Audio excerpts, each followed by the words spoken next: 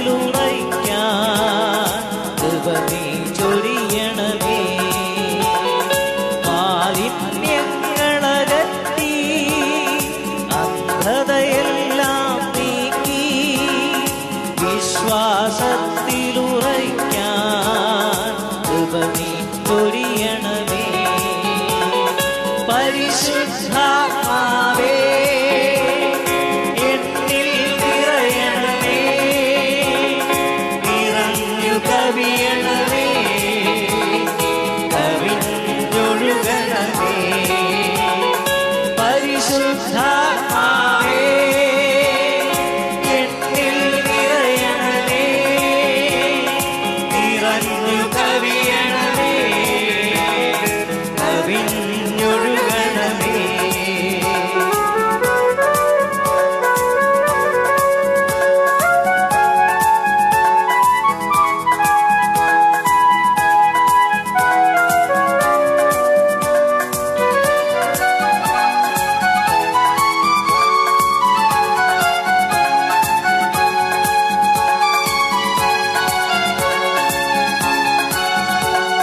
സിഹിയോൻ ശാലതന്നിൽ തീനാവെന്നതുപോൽ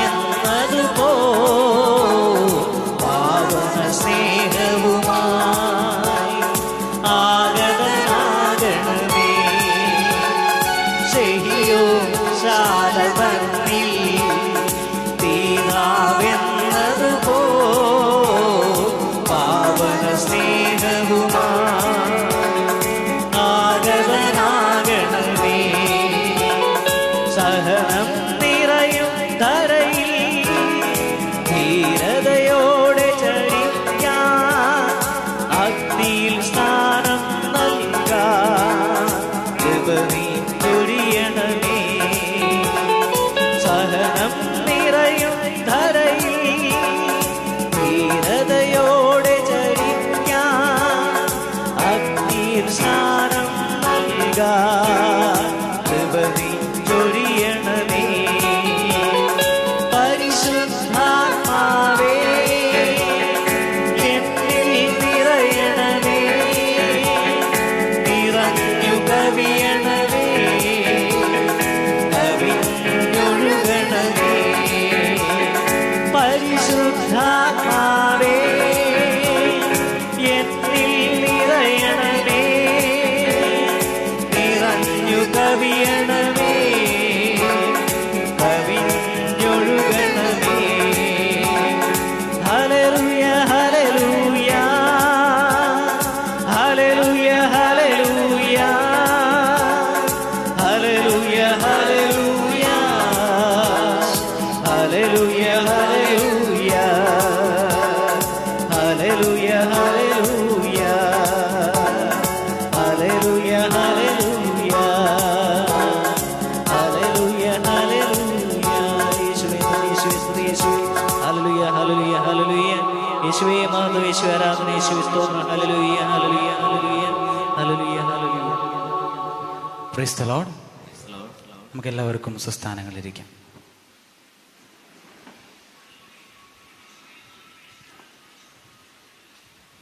എന്നെ ഇവിടെ പരിചയപ്പെടുത്തി.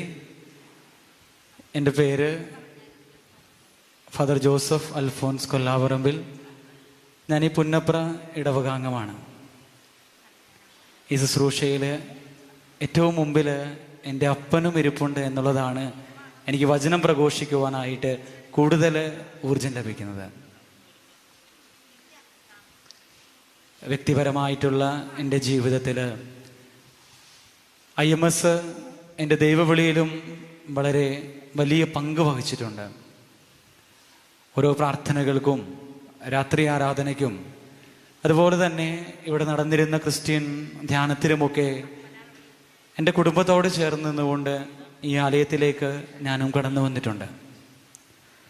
പൗരോഹിത്യ ജീവിതത്തിൽ നിന്ന് തിരിഞ്ഞു നോക്കുമ്പോൾ എൻ്റെ സെമിനാരി പരിശീലനത്തിലും അതുപോലെ തന്നെ എൻ്റെ പൗരോഹിത്യ ജീവിതത്തിലും എൻ്റെ വിശ്വാസ രൂപീകരണത്തിലും ഈ ആലയം വഹിച്ചിരിക്കുന്ന പങ്ക് വളരെ വലുതാണ്. രാത്രി ആരാധനയിൽ അപ്പനോടുകൂടെ ഇവിടെ വന്നിരുന്ന് പ്രാർത്ഥിക്കുന്ന ഓർമ്മകളുണ്ട്. ആദ്യമൊക്കെ മോട്ടീവ് ശരിയല്ലായിരുന്നെങ്കിലും അപ്പൻ്റെ കൂടെ ഇവിടെ വന്നിരുന്നത് അപ്പൻ രാത്രി തട്ടുകടയിൽ നിന്ന് മേടിച്ചു തരുന്ന പൊറോട്ടയും കറിയും ഒക്കെ കഴിക്കാനാണ് ആദ്യമൊക്കെ ഇവിടെ വന്നിരുന്നതെങ്കിലും പിന്നീട് പൗരോഹിത്യ ജീവിതത്തിൽ തിരിഞ്ഞു നോക്കുമ്പോൾ അതൊക്കെ വിശ്വാസത്തിൻ്റെ പാതയിൽ വളരുവാനായിട്ട് ദൈവം കരുതി വച്ചിരുന്ന സമ്മാനങ്ങളാണെന്ന് തോന്നുകയാണ്.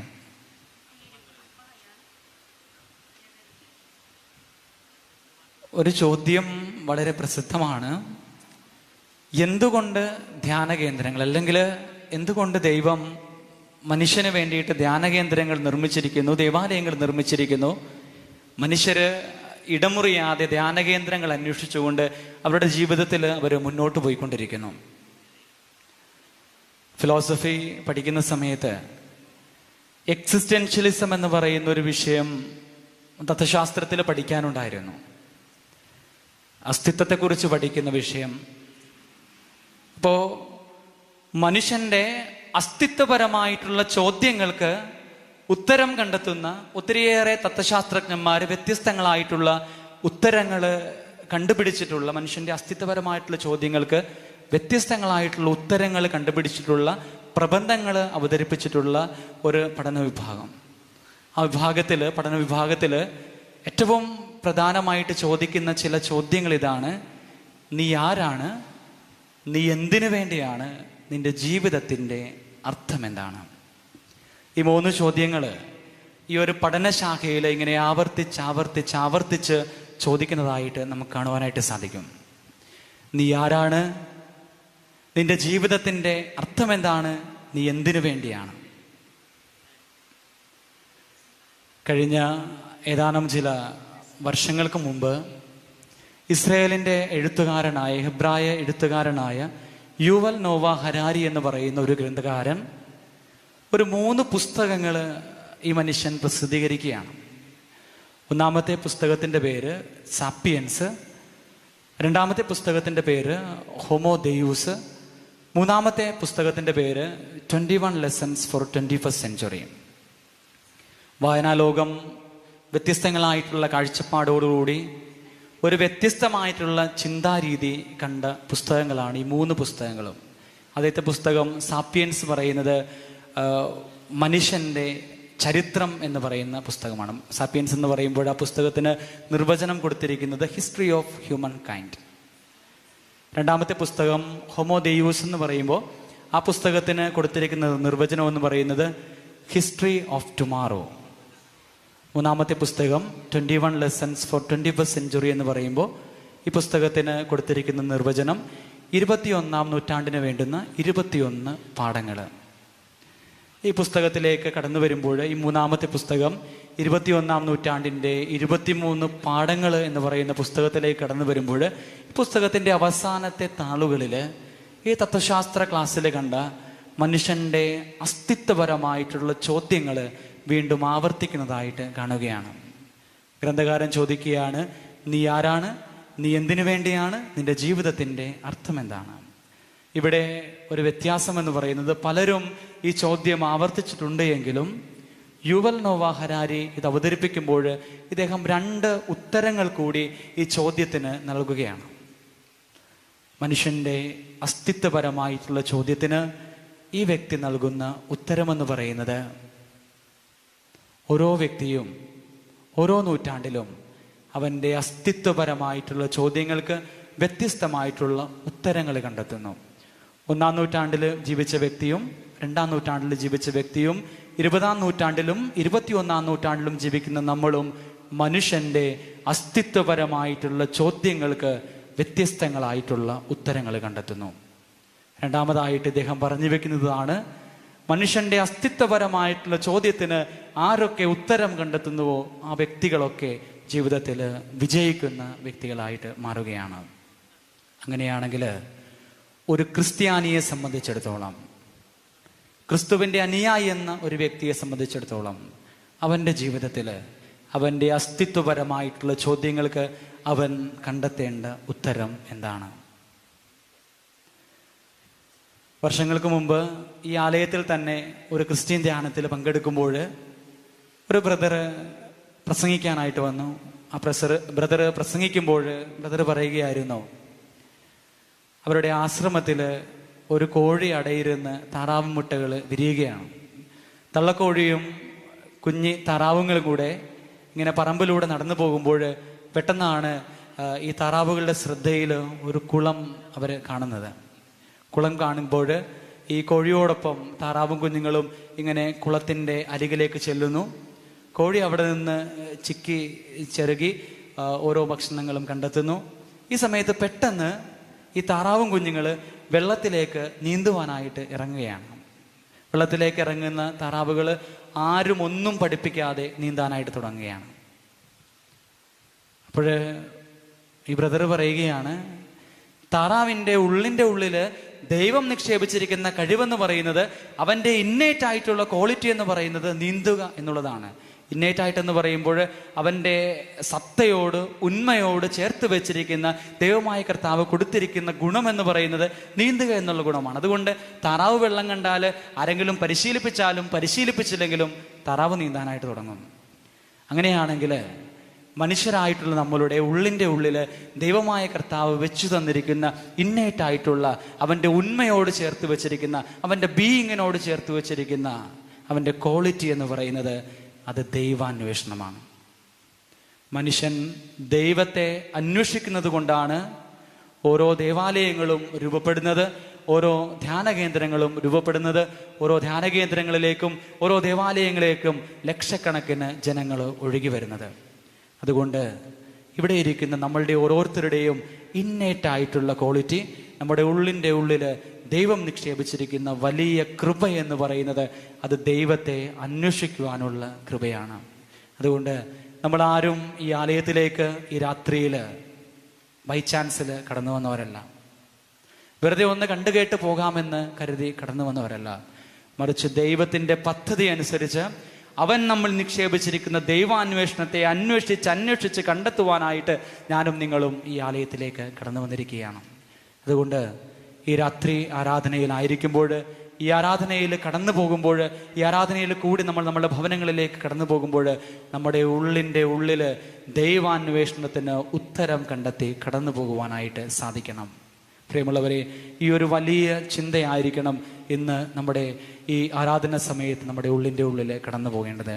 ദൈവത്തെ അന്വേഷിച്ച് കണ്ടെത്തി ദൈവത്തെ അനുഭവിച്ച് കടന്നു പോകുന്ന വ്യക്തികളായിട്ട് ഞാനും നിങ്ങളുമൊക്കെ മാറിത്തീരുമ്പോൾ സ്വർഗം സന്തോഷിക്കുന്ന അനുഭവത്തിലേക്ക് നമുക്ക് കടന്നു വരുവാനായിട്ട് സാധിക്കും. Hallelujah, praise the Lord, hallelujah, hallelujah. Habakkuk പ്രവാചകന്റെ പുസ്തകം 1:5 നമ്മളിങ്ങനെ വായിക്കുന്നുണ്ട്.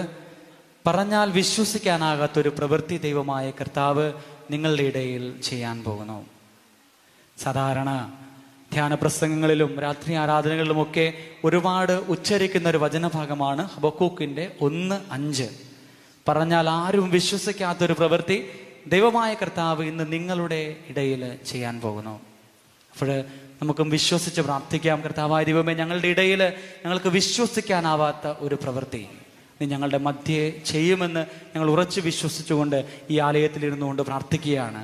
ഹബക്കൂക്കിൻ്റെ പുസ്തകം 1:5 അഭിഷേകത്തിൽ ഞങ്ങൾ നയിക്കണമേ. ഞങ്ങളുടെ ജീവിതം വിശ്വാസത്തിൻ്റെ ആഴങ്ങളിലേക്ക് കടന്നു പോകുവാനായിട്ട് ഞങ്ങളെ അനുഗ്രഹിക്കണമേ എന്ന പ്രാർത്ഥനയോടുകൂടി ഈ ശുശ്രൂഷയിൽ, ഈ ധ്യാന ശുശ്രൂഷയിൽ നമ്മൾ പങ്കെടുക്കുമ്പോൾ, ഈ രാത്രി ആരാധനയിൽ ദൈവമായ കർത്താവിനെ ആരാധിച്ച് നമ്മൾ കടന്നു പോകുമ്പോൾ നമ്മളുടെ ജീവിതവും വിശ്വാസത്തിൻ്റെ തലങ്ങളിലേക്ക് ഉയർത്തപ്പെടുന്ന ജീവിതങ്ങളായിട്ട് ദൈവത്തെ അന്വേഷിക്കുന്ന വ്യക്തികളായിട്ട് മാറിത്തീരും എന്നുള്ളതിൽ സംശയമില്ല. നമുക്ക് യോഹന്നാൻ്റെ സുവിശേഷം 6:60 മുതൽ 68 വരെയുള്ള വാക്യങ്ങളിലേക്ക് നമുക്കൊന്ന് കടന്നു പോകാം. ആ വചനത്തിൻ്റെ അഭിഷേകത്തിൽ ഈ രാത്രി ആരാധനയിൽ നമുക്ക് ധ്യാനിക്കുകയും പ്രാർത്ഥിക്കുകയും ചെയ്യാം.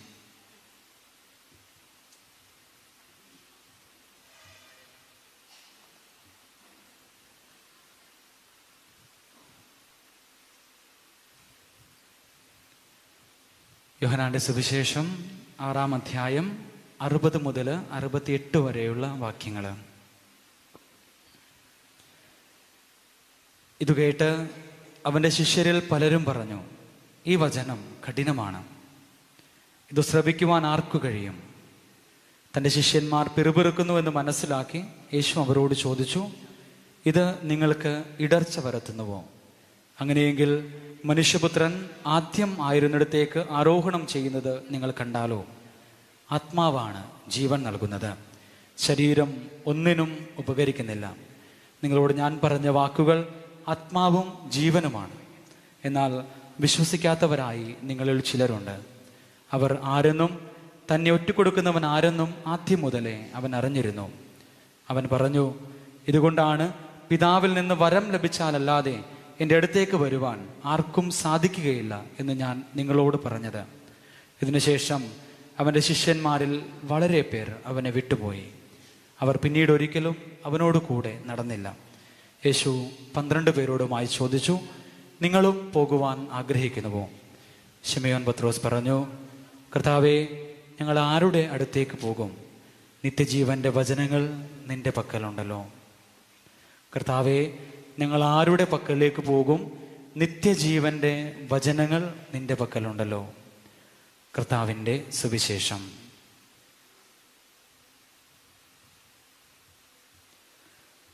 സ്നേഹം നിറഞ്ഞവരെ, ഈ വചനഭാഗം വായിക്കുമ്പോൾ യോഹന്നാന്റെ സുവിശേഷം 6-ാം അധ്യായം നമുക്കറിയാം. ദൈവശാസ്ത്രജ്ഞന്മാർ അപ്പത്തിൻ്റെ സുവിശേഷം എന്ന് പറയുന്ന വചനഭാഗമാണ് യോഹന്നാന്റെ 6-ാം അധ്യായം എന്ന് പറയുന്നത്.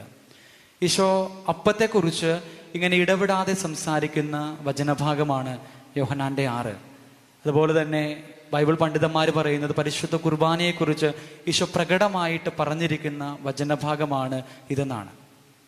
നമുക്കറിയാം, യോഹന്നാന്റെ സുവിശേഷം 6 ആരംഭിക്കുമ്പോൾ ഏതാണ്ട് 5000-ഓളം വരുന്ന പുരുഷന്മാർ മാത്രം ഈശോയെ അനുഗമിച്ചിരുന്നു, അല്ലെങ്കിൽ ഈശോയോടൊപ്പം ഉണ്ടായിരുന്നു എന്നാണ് വചനം സാക്ഷ്യപ്പെടുത്തുന്നത്.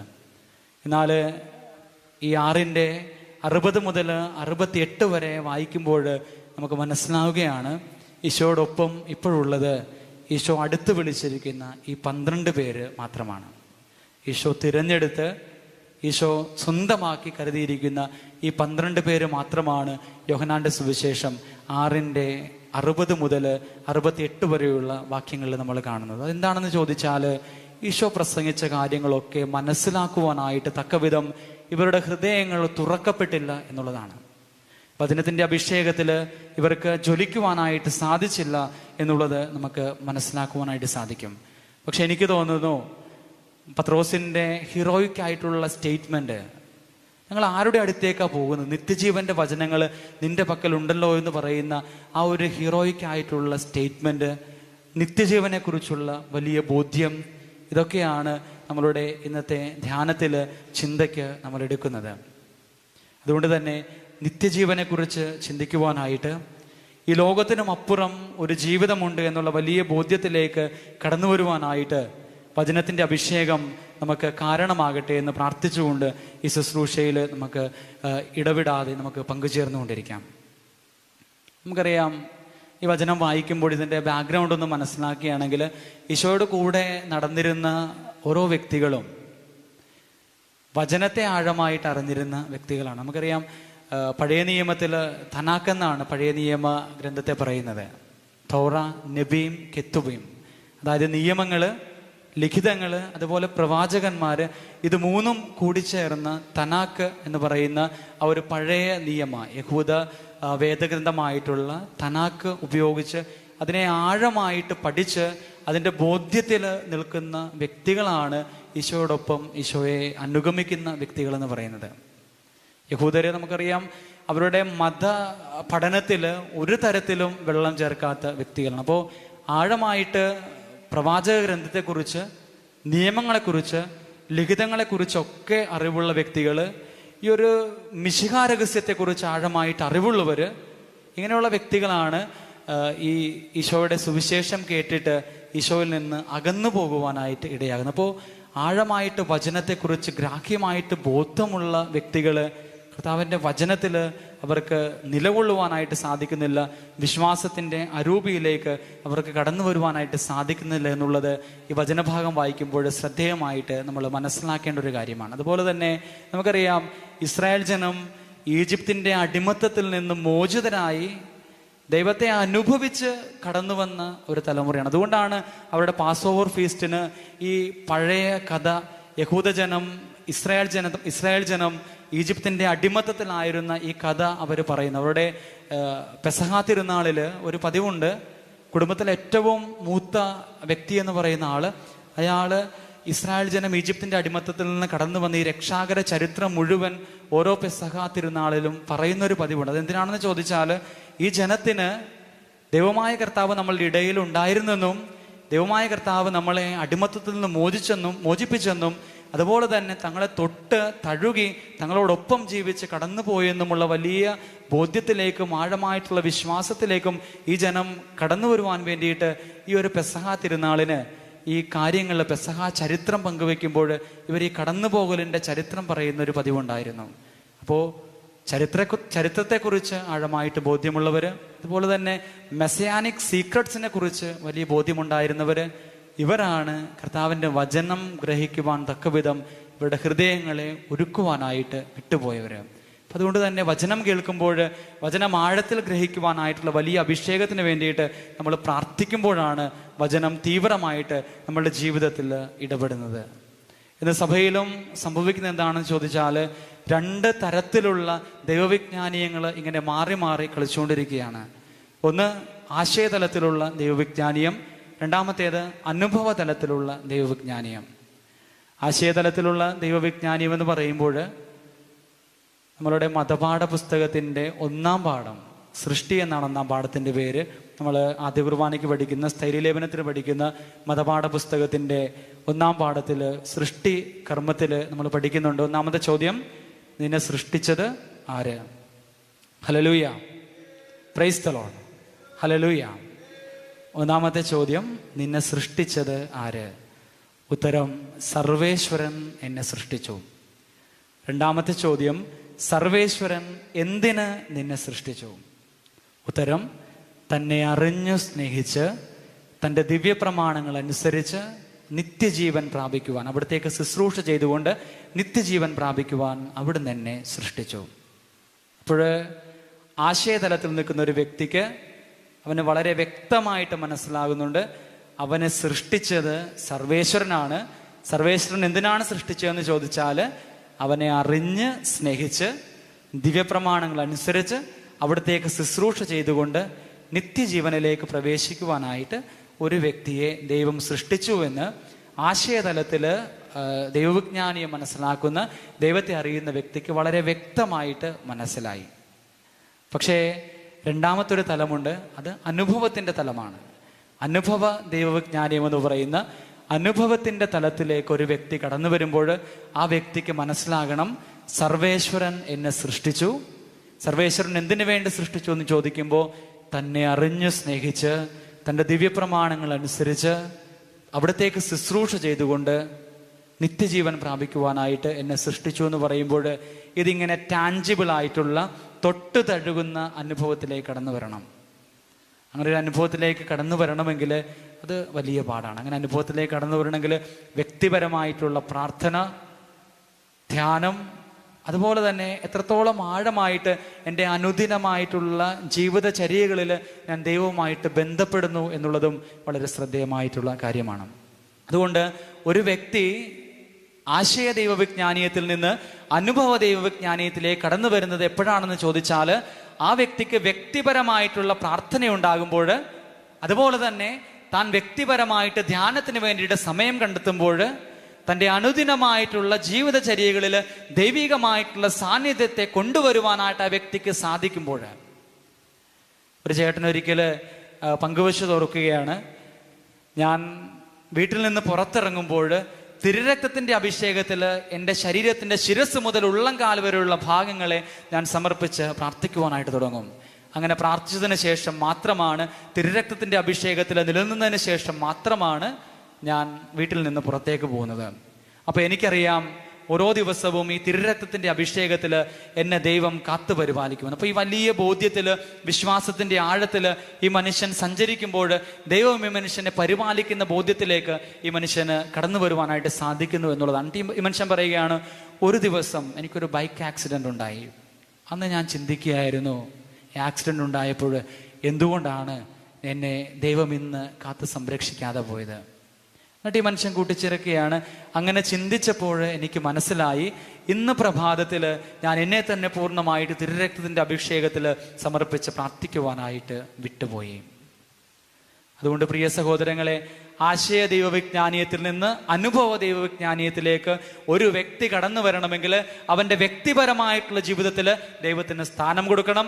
അതുപോലെ തന്നെ അവൻ്റെ അനുദിന ജീവിത ചര്യകളിൽ അവൻ ദൈവവുമായിട്ട് സംവദിക്കുവാനായിട്ട് തുടങ്ങുമ്പോൾ അവൻ്റെ ജീവിതത്തിൽ ഈ ആശയ ദൈവവിജ്ഞാനീയത്തിൽ നിന്ന് അനുഭവ ദൈവവിജ്ഞാനീയത്തിലേക്ക് അവന് കടന്നു വരുവാനായിട്ട് സാധിക്കുന്നു എന്നുള്ളതാണ്.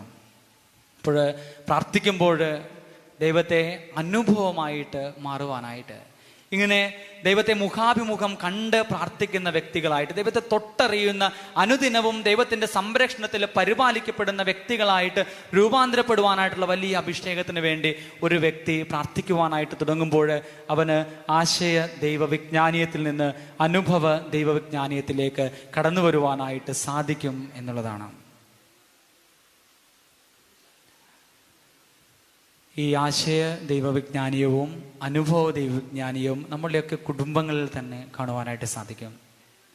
ഒരിക്കൽ ഒരു മതാധ്യാപകൻ അദ്ദേഹത്തിൻ്റെ ഒരു ഷെയറിങ്ങിൽ പറഞ്ഞതാണ്, 25 വർഷമായിട്ട് അച്ഛാ ഞാൻ വേദപാഠം പഠിപ്പിക്കുകയാണ്. എൻ്റെ മക്കളെയും വിശ്വാസത്തിൻ്റെ ബാലപാഠങ്ങൾ ചൊല്ലിക്കൊടുത്ത് ഞാൻ അവരെ പഠിപ്പിച്ച് പ്രാർത്ഥിപ്പിച്ച് വിശുദ്ധീകരിച്ച് അവരെ വളർത്തിയെടുത്തു. പക്ഷേ ജീവിതത്തിൻ്റെ ഒരു പ്രായം കഴിഞ്ഞപ്പോൾ അവരുടെ +2 പഠനമൊക്കെ കഴിഞ്ഞ് അവർ മെഡിക്കൽ സയൻസ് പഠിക്കുവാനായിട്ട് പോയി. അതിനുശേഷം മെഡിക്കൽ സയൻസ് പഠിച്ച് അവർ വൈദ്യശാസ്ത്രം പഠിച്ചുകൊണ്ടിരിക്കുകയാണ് രണ്ടുപേരും. അങ്ങനെ പഠിച്ച് അവർ വളർന്നു വന്നപ്പോൾ അവരുടെ ജീവിതത്തിൽ എവിടെയോ അവരറിയാതെ ഈ ഒരു ദൈവാനുഭവം അവർക്ക് നഷ്ടപ്പെട്ടു പോയി. ഇന്നവർ നോക്കിക്കാണുന്ന ഓരോ കാര്യങ്ങളെയും വളരെ ഡിപ്ലോമാറ്റിക്കായിട്ട് സയൻറ്റിഫിക്കായിട്ട് അവർ ഓരോ കാര്യങ്ങളെയും നോക്കിക്കാണുവാനായിട്ട് തുടങ്ങുകയാണ്. അപ്പം ഞാൻ ചിന്തിക്കുകയായിരുന്നു, വെച്ചാൽ ഞാൻ ഈ മക്കളെയൊക്കെ ഈ ഒരു വേദപാഠം പഠിപ്പിക്കുന്നതിൽ എന്ത് അർത്ഥമാണുള്ളത്? എൻ്റെ ജീവിതത്തിൽ തന്നെ ഞാൻ എൻ്റെ മക്കളെ വേദം പഠിപ്പിക്കുവാനായിട്ട് പരാജയപ്പെട്ട് പോയല്ലോ എന്ന് നമ്മുടെയൊക്കെ പല കുടുംബങ്ങളിലും സങ്കടമായിട്ട് മാറുന്നതും ഇത് തന്നെയാണ്. ഒരു വ്യക്തി അവൻ്റെ ജീവിതത്തിൽ അവൻ ശാസ്ത്രീയമായിട്ടുള്ള ചില അറിവുകൾ നേടിക്കഴിയുമ്പോൾ അവന് തോന്നുകയാണ്, എൻ്റെ പൂർവ്വ പിതാക്കന്മാർ, എൻ്റെ പിതാവ്, ഇവരൊക്കെ വിശ്വസിച്ച് കടന്നു പോകുന്ന ഈ വിശ്വാസ പാരമ്പര്യം ഒന്നുമല്ല എന്നുള്ള ബോധ്യത്തിലേക്ക് അവരൊക്കെ കടന്നു വരുന്നുണ്ട് എങ്കിൽ നമ്മുടെ കുടുംബത്തിൽ തന്നെ ആ ഒരു വലിയ ബോധ്യത്തിലേക്ക് നമ്മൾ ആഴപ്പെടുവാനായിട്ട് നമുക്ക് സാധിക്കണം.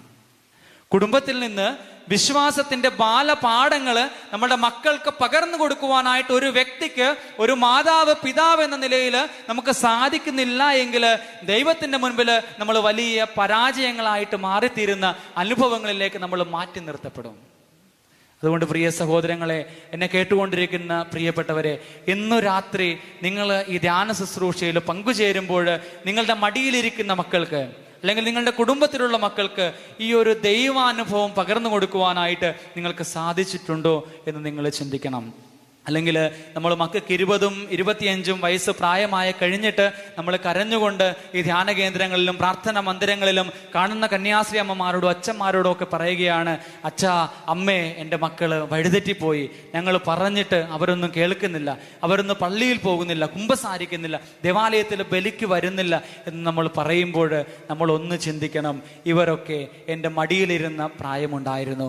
ഞാനൊരു വടിയെടുത്ത് ഒരു തല്ല് കൊടുത്താൽ എൻ്റെ മകനോട് നീ പോകണമെന്ന് കർക്കശത്തോട് പറഞ്ഞാൽ അവൻ പോകുന്ന ഒരു പ്രായമുണ്ടായിരുന്നു. പക്ഷെ ഈ സമയത്ത് ഞാനത് കൃത്യമായിട്ട് ചെയ്തോ എന്ന് പലരും വ്യക്തിപരമായിട്ട് സംസാരിക്കുമ്പോൾ മനസ്സിലാകുന്ന ഒരു കാര്യമാണ്, ഞായറാഴ്ച കുർബാനയില്ലാത്ത മാതാപിതാക്കൾ, കുമ്പസാരിച്ചിട്ട് വർഷങ്ങളായിട്ടുള്ള മാതാപിതാക്കൾ, ഉടമ്പടി എടുക്കുമ്പോഴാണ് കുമ്പസാരിച്ചിട്ടുള്ള 5 വർഷമായിട്ട് കുമ്പസാരിച്ചിട്ടുള്ളൂ എന്നുള്ള തോന്നലിലേക്ക് പലരും കടന്നു വരുന്നത്. ഈ വ്യക്തികളും പറയും, എൻ്റെ കുഞ്ഞ് പള്ളിയിൽ പോകുന്നില്ല, എൻ്റെ കുഞ്ഞ് പ്രാർത്ഥിക്കുന്നില്ല, എൻ്റെ കുഞ്ഞ് കുമ്പസാരിക്കുന്നില്ല. എൻ്റെ പ്രിയപ്പെട്ട അപ്പച്ച, എൻ്റെ പ്രിയപ്പെട്ട അമ്മച്ചി, മക്കൾക്ക് നമ്മൾ ഇത് പകർന്നു കൊടുത്തിട്ടില്ലെങ്കിൽ, എൻ്റെ ജീവിതം റോൾ മോഡലായിട്ട് മാതൃകയായിട്ട് ഞാൻ എൻ്റെ മക്കൾക്ക് വിശ്വാസം പകർന്നു കൊടുത്തിട്ടില്ലെങ്കിൽ എനിക്ക് എങ്ങനെ പറയുവാനായിട്ട് സാധിക്കും എൻ്റെ മകൻ അല്ലെങ്കിൽ എൻ്റെ മകള് വഴിതെറ്റിപ്പോയെന്ന്? അവർക്ക് മുമ്പേ ഞാൻ വഴിതെറ്റിപ്പോയി എന്നുള്ള ആ ഒരു ചിന്തയിലേക്ക് നമ്മൾ കടന്നു വരികയും ആത്മാർത്ഥമായിട്ട് ദൈവസന്നിധിയിൽ കരഞ്ഞ് പ്രാർത്ഥിക്കുകയും ചെയ്യുമ്പോൾ നമ്മുടെ ജീവിതവും നമ്മുടെ കുടുംബവും വിശുദ്ധീകരിക്കപ്പെടുന്ന അനുഭവത്തിലേക്ക് നമുക്ക് കടന്നു വരുവാനായിട്ട് സാധിക്കും. നിത്യതയെക്കുറിച്ചുള്ള ചിന്ത പകരുവാനായിട്ട് ആഗ്രഹിക്കുമ്പോൾ ഏതാനും ചില കാര്യങ്ങൾ കൂട്ടിച്ചേർക്കുകയാണ്, ഏതാനും ചില അനുഭവങ്ങൾ പങ്കുവെക്കുകയാണ്. കാരണം രാത്രിയാണ്, നമുക്ക് ഒത്തിരിയേറെ ഗഹനമായിട്ടുള്ള കാര്യങ്ങൾ പറയുമ്പോൾ അത് നമുക്ക് മനസ്സിലാക്കുവാനായിട്ട് സാധിക്കാതെ പോകും, അല്ലെങ്കിൽ നമുക്കൊരു പക്ഷേ മയക്കം വന്നു. പക്ഷേ നമുക്ക് ഓരോ വ്യക്തികളുടെയും അനുഭവത്തിലൂടെ കടന്നു പോകാനായിട്ട് പരിശ്രമിക്കാം. അങ്ങനെ വ്യക്തിപരമായിട്ടുള്ള അനുഭവത്തിലൂടെ കടന്നു പോകുമ്പോൾ അത് നമ്മളുടെ വിശ്വാസത്തിൻ്റെ നവീകരണത്തിന് അത് മുതൽക്കൂട്ടാകും. അതുപോലെ തന്നെ നമുക്ക് കൂടുതൽ വിശ്വാസ തീക്ഷ്ണതയോടുകൂടി ദൈവത്തെ അനുഗമിക്കുവാനായിട്ട് സാധിക്കും. പണ്ട് ഒരു ധ്യാന പന്തലിൽ ഒരു യാക്കോബായ പുരോഹിതൻ ധ്യാനപ്രസംഗം നടത്തുകയാണ്. നമുക്കറിയാം, യാക്കോബായ പുരോഹിതർ വിവാഹിതരാണ്, വിവാഹ ജീവിതം നയിക്കുന്ന, കുടുംബജീവിതം നയിക്കുന്ന പുരോഹിതരാണ്. അപ്പോൾ ഈ അച്ഛൻ ഒരു ധ്യാനപന്തലിൽ പ്രസംഗിക്കുമ്പോൾ പറയുകയാണ്, എനിക്ക് 2 മക്കളാണുള്ളത്. മൂത്ത കുഞ്ഞിന് 10 വയസ്സ്, രണ്ടാമത്തെ കുഞ്ഞിന് 8 വയസ്സ്. ഈ 2 പേരും എന്നോട് വളരെ അടുപ്പത്തിലാണ്. എന്നാൽ മൂത്ത കുഞ്ഞിന് എന്നോട് വല്ലാത്തൊരു ആത്മബന്ധമുണ്ട്. ഞാൻ എവിടെ പോയാലും ഈ കുഞ്ഞ് ഓടി വന്നിട്ട് എൻ്റെ കവിളത്തൊരു ഉമ്മ തരുന്ന ഒരു പതിവുണ്ട്. അതുപോലെ തന്നെ എനിക്കും എന്താണെന്നറിയില്ല, ഒരുപക്ഷെ എൻ്റെ ആദ്യത്തെ കുഞ്ഞായതുകൊണ്ടാണോ എന്ന് എനിക്കറിയില്ല, എനിക്കും ഈ മൂത്ത കുഞ്ഞിനോട് ഒരു വലിയ ആത്മബന്ധമുണ്ട്. അപ്പോൾ ഈ പിതാവ് പറയുകയാണ്, ഈ അച്ഛൻ പറയുകയാണ്, പതിവ് പോലെ ഒരു ദിവസം വൈകുന്നേരം ഞാൻ അടുത്ത ദേവാലയത്തിലേക്ക് ഒരു ശുശ്രൂഷയ്ക്ക് വേണ്ടിയിട്ട് കടന്നു പോവുകയാണ്. ശുശ്രൂഷയ്ക്ക് പോകുന്ന സമയത്ത് ഈ കുഞ്ഞ് ഓടി വന്നിട്ട് പതിവ് പോലെ എൻ്റെ കവിളിൽ ഒരു ചുംബനം തന്നു. എൻ്റെ കവിളത്ത് ഈ കുഞ്ഞ് ചുംബനം തന്നിട്ട് ഈ കുഞ്ഞിനോട് ചോദിക്കുകയാണ്, അപ്പ ഇന്നൊരല്പം നേരത്തെ വരാമോ? അപ്പം അച്ഛൻ ചോദിക്കുന്നുണ്ട്, എന്തിനാണ് ഞാൻ നേരത്തെ വന്നിട്ട്? അപ്പം ഇവൻ പറഞ്ഞു, ഒന്നുമില്ല, എനിക്കിന്ന് അപ്പയെ കെട്ടിപ്പിടിച്ച് ഉറങ്ങണം. എൻ്റെ അച്ഛൻ പറയുകയാണ്, ഞാൻ അവനോട് പറഞ്ഞു നേരത്തെ വരാം എന്ന് പറഞ്ഞിട്ട് ഞാൻ എൻ്റെ ശുശ്രൂഷ മേഖലയിലേക്ക് കടന്നുപോയി. വൈകുന്നേരം പതിവ് പോലെ ഈ പുരോഹിതൻ തൻ്റെ ശുശ്രൂഷ നിർവഹിച്ചിട്ട് താമസിച്ചാണ് ഭവനത്തിലേക്ക് കടന്നു വരുന്നത്. അച്ഛൻ വീട്ടിലേക്ക് കടന്നു വന്ന ഉടനെ മുറിയിലേക്ക് പ്രവേശിച്ച് അടുക്കളയിൽ ചെന്നിട്ട് ഭാര്യയോട് മക്കളെക്കുറിച്ച് ചോദിക്കുന്നു. ഭാര്യ പറയുന്നു, ഇന്ന് അവരൊരല്പം നേരത്തെ ഉറങ്ങുവാനായിട്ട് പോയി. അങ്ങനെ ഇവര് ഉറങ്ങുന്ന മുറിയിലേക്ക് ഈ അച്ഛൻ നടന്നു ചെല്ലുകയാണ്. അച്ഛൻ ഉറക്കമുറിയിലേക്ക് നടന്നു ചെന്ന് തൻ്റെ കുഞ്ഞുങ്ങൾ കിടക്കുന്ന കിടപ്പറയിൽ കട്ടിലിൽ അച്ഛൻ ഇരുന്നിട്ട് തൻ്റെ മൂത്ത കുഞ്ഞിൻ്റെ കവിളത്തേക്ക് അച്ഛൻ്റെ ചുണ്ടിങ്ങനെ ഒന്ന് ചുംബിക്കുവാനായിട്ട് അടുപ്പിക്കുകയാണ്. ചുണ്ടെടുക്കുമ്പോൾ എന്തോ ഒരു അസുഖവാഗ്യത അച്ഛന് തോന്നുകയാണ്. എന്തോ സംഭവിച്ച ഒരു പ്രതീതിയിൽ അച്ഛൻ ഇങ്ങനെ ചുണ്ടടുപ്പിക്കുന്നതിന് തൊട്ടു മുമ്പ് കുഞ്ഞിൻ്റെ ഹൃദയഭാഗത്തേക്ക് അച്ഛൻ്റെ കരം ഇങ്ങനെ എടുത്ത് വെച്ച് നോക്കുന്നു. ഹൃദയമിടിക്കുന്നില്ല. അച്ഛന് മനസ്സിലായി അച്ഛൻ്റെ കുഞ്ഞ് ഈ ലോകത്ത് നിന്ന് കടന്നുപോയെന്ന്. പെട്ടെന്ന് അച്ഛൻ പറയുകയാണ്, ഞാൻ എൻ്റെ കുഞ്ഞിനെ വാരിയെടുത്തുകൊണ്ട് അടുത്തുള്ള ആശുപത്രിയിലേക്ക് ഓടിച്ചെല്ലുകയാണ്. അവിടെ ചെന്നിട്ട് എൻ്റെ കുഞ്ഞിനെ പരിശോധനയ്ക്ക് വിധേയമാക്കുമ്പോൾ ആശുപത്രിയുടെ ഉള്ളിലേക്ക് കൊണ്ടു ചെല്ലുമ്പോൾ ഡോക്ടർമാർ പറയുകയാണ്, അച്ഛാ, കുഞ്ഞ് മരിച്ചുപോയി, അവന് സൈലന്റ് അറ്റാക്കായിരുന്നു. പിന്നീട് അച്ഛൻ പറയുകയാണ്, എൻ്റെ കുഞ്ഞിൻ്റെ മൃതദേഹം ഞാൻ ആ ആശുപത്രിയിൽ നിന്ന് ഏറ്റുവാങ്ങി വിശുദ്ധമായിട്ടുള്ള അൾത്താരയുടെ മുൻപിൽ കൊണ്ടുവന്ന് അവന്റെ അവസാനത്തെ ചടങ്ങിന് വേണ്ടുന്ന ഓരോ കാര്യങ്ങളും ക്രമീകരിച്ചിട്ട് അവന്റെ മൃതദേഹം കർത്താവിന്റെ വിശുദ്ധ മത്ബഹയുടെ മുൻപിൽ ഞാൻ കിടത്തിയിട്ട് അവന്റെ മുഖത്തേക്ക് നോക്കി നിന്നുകൊണ്ട് സങ്കീർത്തനങ്ങൾ പാടി ഞാൻ ദൈവത്തെ മഹത്വപ്പെടുത്തി. എൻ്റെ കണ്ണിൽ നിന്ന് ഒരു തുള്ളി കണ്ണീര് പോലും വീഴുവാനായിട്ട് ഞാൻ അനുവദിച്ചില്ല. കാരണം എനിക്ക് കൃത്യമായിട്ടുള്ള ബോധ്യമുണ്ടായിരുന്നു, എൻ്റെ കുഞ്ഞ് കടന്നു പോയിരിക്കുന്നത് അവൻ്റെ സ്വർഗസ്ഥനായ പിതാവിൻ്റെ പക്കലേക്കാണ്. അവൻ കടന്നു പോയിരിക്കുന്നത് അവൻ്റെ സ്വർഗസ്ഥനായ പിതാവിൻ്റെ പക്കലേക്കാണ്. എൻ്റെ കണ്ണുനീരിനോ എൻ്റെ വിലാപങ്ങൾക്കോ അവനെ അനുധാവനം ചെയ്യുവാനായിട്ട് സാധിക്കുകയില്ല, മറിച്ച് എൻ്റെ പ്രാർത്ഥനകൾക്ക് അവനെ അനുഗമിക്കുവാനായിട്ട് സാധിക്കും. എന്നിട്ട് അച്ഛൻ കൂട്ടിച്ചേർത്തു, ഓരോ ദിവസവും സന്ധ്യാപ്രാർത്ഥന ചൊല്ലുമ്പോൾ സ്വർഗസ്ഥനായ പിതാവേ എന്ന പ്രാർത്ഥന കൈവിരിച്ച് ഞാനും എൻ്റെ മക്കളും കൂടെ ചൊല്ലുമ്പോൾ ഞാൻ എൻ്റെ മക്കളോട് പറഞ്ഞു കൊടുക്കുമായിരുന്നു, മക്കളെ, നിങ്ങൾക്ക് സ്വർഗത്തിൽ ഒരു പിതാവുണ്ടെന്ന്.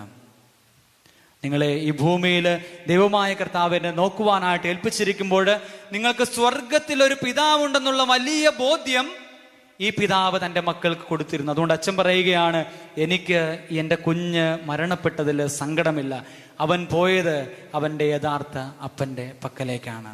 പ്രിയപ്പെട്ടവരെ, നമ്മുടെ മക്കൾക്ക് വിശ്വാസത്തിന്റെ ബാലപാഠങ്ങൾ പകർന്നു കൊടുക്കുമ്പോൾ വളരെ സ്പർശനാത്മകമായിട്ടുള്ള രീതിയിൽ എൻ്റെ കുഞ്ഞിന് ദൈവത്തെക്കുറിച്ചുള്ള ബോധ്യം കൊടുക്കുവാനായിട്ട് എനിക്ക് സാധിച്ചിട്ടുണ്ട് എങ്കിൽ കർത്താവിൻ്റെ തിരുസന്നിധിയിൽ എനിക്ക് വലിയ ബോധ്യത്തോടും വിശ്വാസത്തോടും വിശ്വാസധീരതയോടും കൂടി നിൽക്കുവാനായിട്ട് സാധിക്കും. ഈ പിതാവ് പറയുന്നത് പോലെ സ്വർഗത്തിലൊരു പിതാവുണ്ടെന്നുള്ള ബോധ്യം ഓരോ മാതാവും പിതാവും അവരുടെ മക്കൾക്ക് പകർന്നു കൊടുക്കുകയാണെങ്കിൽ അവൻ ഏതവസ്ഥയായിരുന്നാലും ധൂർത്തപുത്രൻ തൻ്റെ പിതാവിൻ്റെ ഭവനത്തിലേക്ക് കടന്നു വന്നതുപോലെ നമ്മുടെ ഓരോരുത്തരുടെയും മക്കളും അവരുടെ ജീവിതത്തിൻ്റെ ഏത് ചര്യകളിലൂടെ അവർ കടന്നുപോയാലും ഏത് പാങ്താവിലൂടെ അവർ സഞ്ചരിച്ചാലും അവരേറ്റവും ഒടുവിൽ അവർ തിരിച്ചു വരുന്നത് അവർ സ്വർഗസ്ഥനായ പിതാവിൻ്റെ സന്നിധിയിലേക്കായിരിക്കും, നമ്മളുടെ കുടുംബങ്ങളിലേക്കായിരിക്കും. അതുകൊണ്ട് പ്രിയപ്പെട്ട മാതാപിതാക്കളെ, നമ്മുടെ മക്കൾക്ക് വിശ്വാസത്തിന്റെ ബോധ്യങ്ങൾ പറഞ്ഞു കൊടുക്കുമ്പോൾ അവരെ സ്പർശിക്കുന്ന രീതിയിൽ വിശ്വാസ ബോധ്യങ്ങൾ നമ്മൾ കൊടുക്കുവാനായിട്ട് സാധിക്കണം. ഒരുപക്ഷെ നമ്മുടെ കുഞ്ഞുങ്ങളെ ദേവാലയത്തിലേക്ക് കൊണ്ടു ചെല്ലുമ്പോൾ, പ്രാർത്ഥനകൾ കൊണ്ടു ചെല്ലുമ്പോൾ അവർ ദേവാലയത്തിൽ ഓടിക്കളിച്ചു എന്ന് വരാം, അല്ലെങ്കിൽ ബഹളം വെച്ചു എന്ന് വരാം, അല്ലെങ്കിൽ അസ്വസ്ഥതകൾ കാണിച്ചു എന്ന് വരാം. ഏതവസ്ഥയിലായിരുന്നാലും അവരെ ദേവാലയത്തിലേക്ക് കൊണ്ടുവരുവാനായിട്ട് മാതാപിതാക്കൾ സന്നദ്ധരാകുമ്പോൾ മക്കളുടെ വിശ്വാസത്തിന് നിങ്ങൾ ബാലപാഠങ്ങൾ കുറിക്കുകയാണ്. നിങ്ങളുടെ വിശ്വാസ ജീവിതം നോക്കി നിങ്ങളുടെ മക്കൾ വിശ്വാസത്തിൻ്റെ കുറിപ്പുകൾ കുറിച്ചെടുത്തുകൊണ്ട് അവരുടെ ജീവിത പരീക്ഷയെ അവർ നോക്കിക്കാണണം, അവരുടെ ജീവിത പരീക്ഷയെ അവർ അഭിമുഖീകരിക്കണം. എൻ്റെ അപ്പൻ്റെ വിശ്വാസത്തിൻ്റെ യോഗ്യതയുടെ മുൻപിൽ നിന്നുകൊണ്ട്, എൻ്റെ അമ്മയുടെ കണ്ണീരിൻ്റെ പ്രാർത്ഥനയുടെ മുൻപിൽ നിന്നുകൊണ്ട് എനിക്ക് ജീവിക്കുവാനായിട്ട് സാധിക്കുന്നു. എനിക്കൊരു തകർച്ചയുണ്ടായപ്പോൾ, എൻ്റെ ജീവിതത്തിലെ കുറവുകൾ ഉണ്ടായപ്പോൾ, ബലഹീനതകൾ ഉണ്ടായപ്പോൾ, ഞാൻ തകർന്നു പോയപ്പോൾ, ഞാൻ കല്ലിന്മേൽ കല്ല് ശേഷിക്കാതെ തകർന്നു പോകുന്ന അവസ്ഥയിലേക്ക് ഞാൻ കടന്നു വന്നപ്പോൾ എനിക്ക് എൻ്റെ അപ്പൻ്റെ വിശ്വാസധീരതയും എൻ്റെ അമ്മയുടെ കണ്ണീരോടുകൂടിയുള്ള പ്രാർത്ഥനയും എനിക്ക് ശക്തി പകർന്നുവെന്ന് നമ്മുടെ മക്കൾക്ക് പറയുവാനായിട്ട് സാധിക്കണം. എൻ്റെ ജീവിതത്തിൽ എനിക്കത് തീർച്ചയായിട്ടും പറയുവാനായിട്ട് സാധിക്കും. അതുകൊണ്ടാണ് ഞാൻ എൻ്റെ പ്രിയപ്പെട്ട മാതാപിതാക്കളോട് പറയുന്നത്, നിങ്ങളുടെ മക്കൾ ഏത് നിലയിലേക്ക് കടന്നു പോയാലും, ഏത് ജീവിത സാഹചര്യത്തിലേക്ക് അവർ ഉയർന്നു പോയാലും, അവർ വിശ്വാസം നോക്കി പഠിക്കുന്നത് അവരവരുടെ മാതാപിതാക്കളുടെ ജീവിതത്തിൽ നിന്നുകൊണ്ടായിരിക്കും. അതുകൊണ്ട് ഓരോ മാതാവും പിതാവും അവരുടെ വിശ്വാസം ഇങ്ങനെ ഷാർപ്പൻ ചെയ്ത് രൂപപ്പെടുത്തി എടുക്കുമ്പോൾ നിങ്ങൾ ചിന്തിക്കണം, ഞാൻ എൻ്റെ വിശ്വാസ ജീവിതത്തിൽ സഹനങ്ങൾ ഏറ്റെടുക്കുമ്പോൾ ഞാൻ എൻ്റെ കുഞ്ഞുങ്ങൾക്ക് ധീരമായിട്ടുള്ള ഒരു മാതൃക കൊടുക്കുവാനായിട്ടാണ് ഒരുങ്ങുന്നത്. അതുകൊണ്ട് നിങ്ങളാരും വേദനിക്കുന്നത് അല്ലെങ്കിൽ നിങ്ങളാരും സഹിക്കുന്നത് ഇതൊന്നും വൃഥാവിലായി പോവുകയില്ല, മറിച്ച് നിങ്ങളുടെ മക്കളുടെ വിശ്വാസ ജീവിതത്തിൽ നിങ്ങളുടെ മരണശേഷവും അവർക്ക് പറയുവാനായിട്ട് എന്തെങ്കിലുമൊക്കെ കഥയുണ്ടായിരിക്കും. ഏതാനും വർഷങ്ങൾക്ക് മുമ്പ്, എനിക്ക് തോന്നുന്നു 2 വർഷം മുമ്പാണെന്ന് തോന്നുന്നു, തൃശ്ശൂർ ഒരു 25 വയസ്സുള്ള ഒരു സഹോദരൻ മരണമടഞ്ഞു. ബ്രെയിൻ ട്യൂമറായിരുന്നു. മരണമടയുമ്പോൾ 25 വയസ്സ്, ജോസ് റെയ്നി മൊയ്ലൻ എന്ന് പറയുന്ന മുന്നാസ് എന്ന് വിളിക്കപ്പെടുന്ന ജീസസ് യൂത്തുകാരനായിട്ടുള്ള ഒരു സാധാരണക്കാരനായിട്ടുള്ള ഒരു ബാലൻ, ഒരു യുവാവ്. അവൻ്റെ ജീവിതത്തിൽ സാധാരണ യുവാക്കളെ പോലെ അവനും അവൻ്റെ ജീവിതത്തിൻ്റെ സൗന്ദര്യങ്ങളൊക്കെ ആസ്വദിച്ച് കടന്നു പോകുന്ന പ്രായം. 25-ാമത്തെ വയസ്സിൽ അവൻ ക്യാൻസർ രോഗം അവനെ സ്ഥിരീകരിക്കുകയാണ്. ഡോക്ടർമാർ ബ്രെയിൻ ട്യൂമറാണെന്ന് പറയുന്നു. പക്ഷെ വിശ്വാസത്തിൽ പതറിപ്പോകാതെ അവൻ ആഴമായിട്ട് ഉറച്ചു നിൽക്കുന്നത് നമുക്ക് കാണുവാനായിട്ട് സാധിക്കും. അവൻ്റെ മരണശേഷം അവനെക്കുറിച്ച് വന്ന യൂട്യൂബിൽ വന്ന ഓരോ വീഡിയോയിലും ഓരോ സന്ദേശങ്ങളിലും ഈ കുഞ്ഞിൻ്റെ വിശ്വാസ ജീവിതത്തെ ഇങ്ങനെ ഉയർത്തി കാണിക്കുന്നത് കാണുവാനായിട്ട് സാധിച്ചു. പറഞ്ഞത് വേറൊന്നുമല്ല, അവൻ്റെ ചരമപ്രസംഗത്തിൽ പറയുന്നതാണ്, മരണത്തോട് മല്ല അടിച്ച് മരണത്തെ ഇങ്ങനെ മുഖാഭിമുഖം കണ്ട് ഫ്രാൻസിസ് അസിസിയൊക്കെ പറയുന്നത് പോലെ, സഹോദരി മരണമെന്നൊക്കെ ഫ്രാൻസിസ് അസിസി വിളിക്കുന്നത് പോലെ, ഈ കുഞ്ഞ് മരണത്തെ ഇങ്ങനെ മുഖാഭിമുഖം കണ്ടുകൊണ്ട് ICUവിൽ കിടക്കുമ്പോൾ, ആ തണുപ്പിൽ കിടക്കുമ്പോൾ അവൻ പറയുകയാണ്, ഞാൻ സ്വർഗത്തിൽ ചില്ലിങ് ആണ്. നമുക്കറിയാം യുവാക്കളൊക്കെ ഉപയോഗിക്കുന്ന ഒരു ഭാഷയാണ് ഞാൻ റോക്കിംഗ് ആണ്, ചില്ലിങ് ആണെന്നൊക്കെ പറയുന്നത്. അവരവരുടെ ഒരു സന്തോഷത്തെ അല്ലെങ്കിൽ അവരുടെ ഒരു ആനന്ദത്തെ കാണിക്കുവാനായിട്ട് ഉപയോഗിക്കുന്ന ഒരു പദമാണ്. ഈ മുന്നാസ് എന്ന് പറയുന്ന 25 വയസ്സുകാരനും പറയുന്നതാണ്, മരണം ഇങ്ങനെ തൊട്ടടുത്ത് തന്നെ കാർന്നു തിന്നുവാനായിട്ട് തന്നെ ഇങ്ങനെ ഈ ലോകത്ത് നിന്ന്, ഈ ലോകത്തിൻ്റെ എല്ലാ സാഹചര്യങ്ങളിൽ നിന്നും സൗകര്യങ്ങളിൽ നിന്നും എടുത്തുകൊണ്ട് പോകാനായിട്ട് നിൽക്കുമ്പോൾ ഈ കുഞ്ഞ് പറയുകയാണ്, ഞാൻ സ്വർഗത്തിൽ ചില്ലിങ് ആണ്. അവൻ്റെ അടുത്ത് വന്ന നഴ്സുമാരോടും അവൻ്റെ അടുത്ത് നിന്ന് ഡോക്ടേഴ്സിനോടും അതുപോലെ തന്നെ അവനെ കാണുവാനായിട്ട് വന്ന അവൻ്റെ കുടുംബത്തിലുള്ളവരോടും ഒക്കെ അവൻ പറയുകയാണ്, ഞാൻ സ്വർഗത്തിലേക്ക് പോവുകയാണ്, നിത്യഭവനത്തിലേക്ക് ഞാൻ യാത്ര ചെയ്യുകയാണ്, ഞാൻ സ്വർഗത്തിൽ എൻ്റെ പിതാവിൻ്റെ കൂടെ ആയിരിക്കും, ഞാൻ സ്വർഗത്തിൽ ചില്ലിങ്ങാണ്, മാലാഹമാരോടൊത്ത് സന്തോഷിച്ചിരിക്കുകയായിരിക്കും. പക്ഷേ ഇങ്ങനെയൊക്കെ പറയുമ്പോഴും നമ്മൾ അതിൻ്റെ ബാക്ക്ഗ്രൗണ്ട് ഒന്ന് പരിശോധിച്ച് പോവുകയാണെങ്കിൽ ഇവൻ്റെ കുടുംബത്തിൻ്റെ വിശ്വാസധീരത, ഇവൻ്റെ മാതാപിതാക്കളുടെ വിശ്വാസധീരത, അതുപോലെ തന്നെ ഇവനെ കാറ്റഗിസം പഠിപ്പിച്ച അധ്യാപകരുടെ, ഇവന് വിശ്വാസം പകർന്നു കൊടുത്ത വൈദികരുടെ, സന്യസ്തരുടെ ഒക്കെ വിശ്വാസധീരത നമ്മൾ കാണാതെ പോകരുത്. ഞാൻ ഓർക്കുകയായിരുന്നു, ഈ ഒരു സന്ദേശം കേട്ടപ്പോൾ അല്ലെങ്കിൽ ഈ ഒരു വീഡിയോ കാണുമ്പോൾ എൻ്റെ ഉള്ളിൻ്റെ ഉള്ളിൽ വലിയൊരു സന്തോഷം വന്ന് നിറഞ്ഞപ്പോൾ ഞാൻ ചിന്തിച്ചപ്പോൾ എനിക്ക് മനസ്സിലായതാണ്, ഈ കുഞ്ഞ് തൻ്റെ 25-ാമത്തെ വയസ്സിൽ ഈ ലോകത്തിൽ നിന്ന് വേദനയോടുകൂടി മരണപ്പെട്ട് കടന്നു പോകുമ്പോൾ ഇവന് നിത്യതയെക്കുറിച്ചുള്ള വലിയ ബോധ്യങ്ങൾ ഉണ്ടായിട്ടുണ്ടെങ്കിൽ വിശ്വാസത്തിൻ്റെ ഉന്നതിയിൽ നിന്നുകൊണ്ട് മരണത്തെ മുഖാഭിമുഖം കണ്ടപ്പോൾ ഇവന് സംസാരിക്കുവാനായിട്ട് സാധിച്ചിട്ടുണ്ടെങ്കിൽ പ്രിയപ്പെട്ടവരെ, അവൻ്റെ കുടുംബം വിശ്വാസത്തിൻ്റെ യഥാർത്ഥ ധീരതയോടുകൂടി നിൽക്കുന്ന വ്യക്തികളായിരുന്നു അവൻ്റെ കുടുംബത്തിലുള്ളവര്. അതുപോലെ തന്നെ ആ ഇടവക എന്ന് പറയുന്നത് വിശ്വാസത്തിൽ ജനങ്ങളെ ആഴപ്പെടുത്തുവാനായിട്ട് ആ ഇടവകയിലേക്ക് കടന്നു വരുന്ന ഓരോ വ്യക്തിയെയും, ജനനം കൊള്ളുന്ന ഓരോ കുഞ്ഞിനെയും വിശ്വാസത്തിലേക്ക് വളർത്തിയെടുക്കുവാനായിട്ട് ആ ഇടവകയിലെ വൈദികർക്കും സന്യസ്തർക്കും അതുപോലെ തന്നെ അൽമായർക്കും സാധിച്ചു എന്നുള്ളതാണ്. നിത്യതയെക്കുറിച്ച് പറഞ്ഞു പോകുമ്പോൾ നമ്മളുടെ മുൻപിൽ അനുഭവിക്കുന്ന, നമ്മളുടെ മുൻപിലൂടെ കടന്നു പോകുന്ന ഒത്തിരിയേറെ വ്യക്തികളെ കുറിച്ച് പറയേണ്ടി വരും. ഇതുപോലെ തന്നെ മറ്റൊരു പുരോഹിതൻ പറഞ്ഞതാണ് ഒരു കന്യാസ്ത്രീ അമ്മയുടെ കാര്യം. ഈ പുരോഹിതൻ സെമിനാരി പഠിക്കുമ്പോൾ ഈ സെമിനാരിയിലേക്ക് ഓരോ പൗരോഹിത്യവും ഓരോ പുരുഷന്റെയും ജീവിതത്തിന്റെ വിജയത്തിന്റെ പിന്നിൽ ഒരു സ്ത്രീ കാണുമെന്ന് പറയുന്നത് പോലെ ഓരോ അച്ഛനും അൽത്താരയിൽ പ്രസംഗിക്കുമ്പോൾ അച്ഛനും ഒരു കന്യാസ്ത്രീ അമ്മയുടെ കഥ പറയുവാനായിട്ടുണ്ടായിരിക്കും. ഒരു പുരോഹിതൻ തൻ്റെ ധ്യാനപ്രസംഗത്തിൽ പുരോഹിതൻ പറയുകയാണ്, തന്നെ സെമിനാരിയിലേക്ക് അയച്ച ഒരു കന്യാസ്ത്രീ അമ്മയുടെ ഒരു അനുഭവം പറയുകയാണ്. സഹോദരൻ പറയുകയാണ്, ഒരു പ്രാവശ്യം ഇതുപോലെ വെക്കേഷന് സെമിനാരിയിൽ നിന്ന് വന്നു, തിരിച്ച് പോകുന്നതിന് മുമ്പ് തന്നെ സെമിനാരിയിലേക്ക് പറഞ്ഞു വിട്ട ഈ കന്യാസ്ത്രീ അമ്മയുടെ മഠത്തിലേക്ക് അമ്മയെ കാണാനായിട്ട് പോവുകയാണ്. അമ്മയ്ക്ക് ബോൺ ക്യാൻസർ ആണ്.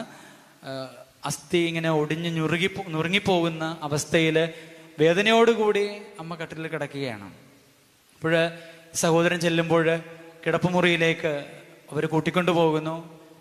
ഈ അമ്മയോട് ചേർന്നിരുന്ന് ഈ പുരോഹിതൻ സംസാരിക്കുന്ന സമയത്ത് അച്ഛൻ്റെ കണ്ണുകൾ ഇങ്ങനെ ഇറനണിയുകയാണ്. അപ്പൊ അമ്മ ചോദിക്കുകയാണ്, ഈ കന്യാസ്ത്രീ അമ്മ ചോദിക്കുകയാണ്, എന്തിനാണ് മോനെ കരയുന്നത്? അപ്പോൾ അച്ഛൻ പറയുകയാണ്, അമ്മയ്ക്കിത് എങ്ങനെ സഹിക്കുവാനായിട്ട് സാധിക്കുന്നു? ഈ ശരീരത്തിൻ്റെ വേദനകൾ അമ്മയ്ക്ക് എങ്ങനെ സഹിക്കുവാനായിട്ട് സാധിക്കുന്നു?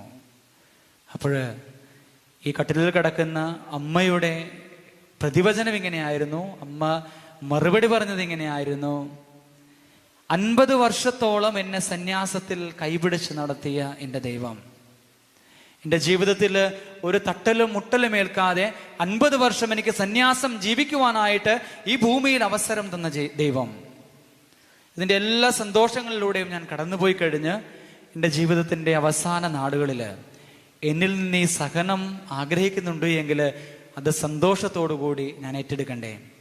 ഈ സഹനത്തിലൂടെ കടന്നു പോകുന്നത് അത് നിത്യതയിലേക്കല്ലേ, സ്വർഗീയ പിതാവിൻ്റെ പക്കലേക്കല്ലേ ഞാൻ കടന്നു പോകുന്നത്? ആ വലിയ ബോധ്യത്തില് ഈ 50 വർഷക്കാലം സന്യാസം ജീവിച്ച ഈ അമ്മയ്ക്ക് കടന്നു വരുവാനായിട്ട് സാധിച്ചിട്ടുണ്ടെങ്കിൽ അമ്മയുടെ സന്യാസ പരിശീലനം അവിടെ വെച്ച് പൂർത്തിയാക്കപ്പെടുകയാണ്.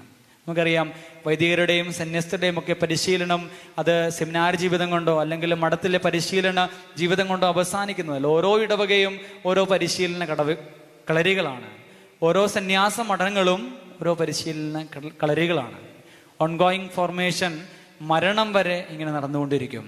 ഓരോ വ്യക്തികളിലൂടെയും അല്ലെങ്കിൽ ഓരോ കുടുംബങ്ങളിലൂടെയും അല്ലെങ്കിൽ ഓരോ സാഹചര്യങ്ങളിലൂടെയും ഒക്കെ ദൈവം ഒത്തിരിയേറെ പാഠങ്ങൾ ഓരോ ദിവസവും ഓരോ നിമിഷവും ഇങ്ങനെ പഠിപ്പിച്ചുകൊണ്ടിരിക്കും. ഞാൻ ഇന്ന് വൈകുന്നേരം ഇങ്ങോട്ട് പോരുന്നതിന് മുമ്പ് അച്ഛനോട് സംസാരിക്കുമ്പോൾ ഞാൻ പറയുകയായിരുന്നു, എൻ്റെ ജീവിതത്തിൽ എൻ്റെ രണ്ടാമത്തെ പൗരോഹിത്യത്തിൻ്റെ 2ാമത്തെ വർഷത്തിലാണ് ഞാൻ. ഇപ്പം 2ാമത്തെ വർഷത്തിലായിരിക്കുമ്പോൾ ഞാൻ പറയുകയായിരുന്നു, കഴിഞ്ഞ ഒരു വർഷം ഒരു ഇടവകയിലായിരുന്നപ്പോൾ ആ ഇടവകയിൽ ഓരോ കാര്യങ്ങളും ചെയ്തപ്പോൾ പോരായ്മകൾ ഉണ്ടായപ്പോൾ കുറവുകൾ ഉണ്ടായപ്പോൾ ഞാൻ ഒരിക്കലും സങ്കടപ്പെടുന്നില്ല. മറിച്ച് ആ പോരായ്മകളിൽ ആ ബലഹീനതകളിൽ അല്ലെങ്കിൽ ആ കുറവുകളിലൊക്കെ ഞാൻ ദൈവത്തിൻ്റെ നിറവ് അനുഭവിക്കുകയായിരുന്നു. അതുപോലെ തന്നെ എനിക്ക് എന്നെ തന്നെ തിരുത്തുവാനായിട്ട് ഇനിയുള്ള എൻ്റെ ജീവിതകാലത്ത്, എൻ്റെ വരുന്ന വർഷങ്ങളിലെ പൗരോഹിത്യ ജീവിതത്തിൽ, എൻ്റെ ശുശ്രൂഷയിൽ കൂടുതൽ മനോഹരമായിട്ട് എൻ്റെ ശുശ്രൂഷാ ജീവിതം മുന്നോട്ട് കൊണ്ടുപോകുവാനായിട്ടുള്ള വലിയ അനുഭവങ്ങൾ ശേഖരിക്കുന്ന അവസ്ഥകളായിട്ട് മാത്രമേ എൻ്റെ ഈ ആദ്യ കാലങ്ങളിൽ സംഭവിക്കുന്ന ഓരോ അനുഭവങ്ങളെയും ഞാൻ എടുക്കുന്നു എന്ന് ഞാൻ പറയുകയായിരുന്നു.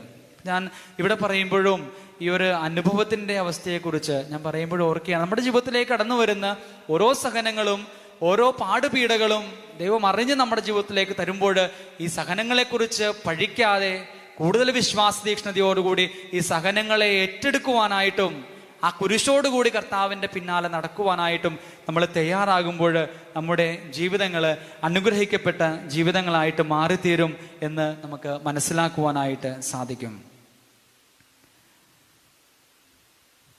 സുവിശേഷത്തിൽ നിത്യജീവനെക്കുറിച്ച് പറയുന്ന വാചകത്തിൽ നിന്നാണ് നമ്മൾ കടന്നു പോയിക്കൊണ്ടിരുന്നത്.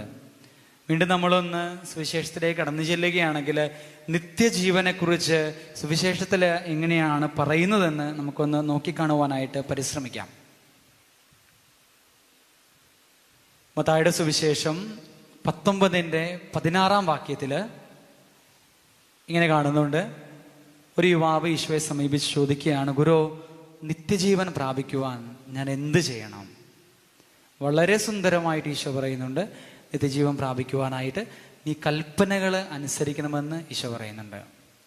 അപ്പോൾ ഇവൻ പറയുകയാണ്, ഇവനെ തന്നെ നീതീകരിച്ചുകൊണ്ട്, ഇവനെ തന്നെ സാധൂകരിച്ചുകൊണ്ട് ഈ വ്യക്തി പറയുകയാണ്, ഞാൻ ചെറുപ്പം മുതലേ കൽപ്പനകളൊക്കെ അനുസരിച്ച് ജീവിക്കുന്ന വ്യക്തിയാണ്.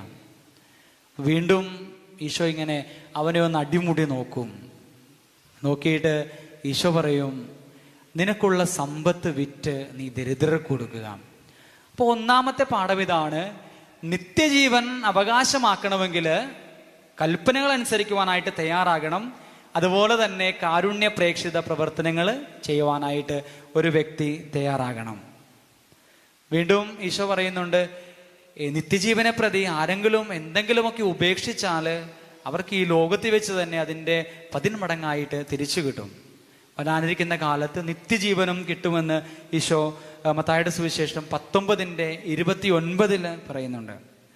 മർക്കോസിൻ്റെ സുവിശേഷം 10:17 യേശു വഴിയിലേക്ക് ഇറങ്ങിയപ്പോൾ ഒരുവൻ ഓടി വന്ന് അവൻ്റെ മുൻപിൽ മുട്ടുകുത്തിയിട്ട് ചോദിക്കുന്നുണ്ട്, നല്ലവനായ ഗുരു, നിത്യജീവൻ അവകാശമാക്കുവാൻ എന്ത് ചെയ്യണം? അപ്പോൾ ഇത് നമ്മൾ ആദ്യം പറഞ്ഞ മത്തായിയുടെ സുവിശേഷത്തിൻ്റെ സമാന്തര ഭാഗമായിട്ട് വരുന്ന സുവിശേഷമാണ്. വീണ്ടും ഒരു നിയമജ്ഞൻ ഈശോയോട് ചോദിക്കുന്നുണ്ട്, നിത്യജീവൻ അവകാശമാക്കുവാനായിട്ട് എന്ത് ചെയ്യണമെന്ന്. ഈ ചോദ്യങ്ങൾക്കൊക്കെ ഈശോ കൊടുക്കുന്ന വലിയ മറുപടി എന്ന് പറയുന്നത്, നിത്യജീവൻ അവകാശമാക്കുവാനായിട്ട് നീ കൽപ്പനകൾ അനുസരിക്കുവാനായിട്ട് തയ്യാറാകണം. അതുപോലെ തന്നെ നിന്റെ ജീവിതത്തിൽ കാരുണ്യ പ്രേക്ഷിത പ്രവർത്തനങ്ങൾ ചെയ്തുകൊണ്ട് നീ ജീവിക്കുവാനായിട്ട് തയ്യാറാകുമ്പോഴാണ് നിത്യജീവൻ്റെ ചവിട്ടുപടികൾ നിനക്ക് ചവിട്ടി മുകളിലേക്ക് കയറുവാനായിട്ട് സാധിക്കുന്നതെന്ന് ഈശോ സുവിശേഷത്തിലൂടെ പങ്കുവെക്കുകയാണ്. പഴയ നിയമ പുസ്തകത്തിലേക്ക് കടന്നു വരുമ്പോൾ പഴയ നിയമ പുസ്തകത്തിൽ വളരെ ആഴമായിട്ട് ഈ നിത്യജീവൻ്റെ ബോധ്യങ്ങൾ നമുക്ക് കാണുവാനായിട്ട് സാധിക്കുന്നു എന്നുള്ളതാണ്. വളരെ പ്രത്യേകമായിട്ട് മക്കബായരുടെ പുസ്തകം, 2 മക്കബായരുടെ പുസ്തകം എടുത്ത് നോക്കുകയാണെങ്കിൽ ഈ നിത്യജീവനെ ലക്ഷ്യം വെച്ചുകൊണ്ട് ജീവിക്കുന്ന ഒത്തിരിയേറെ വ്യക്തികളെ നമുക്ക് കാണുവാനായിട്ട് സാധിക്കും.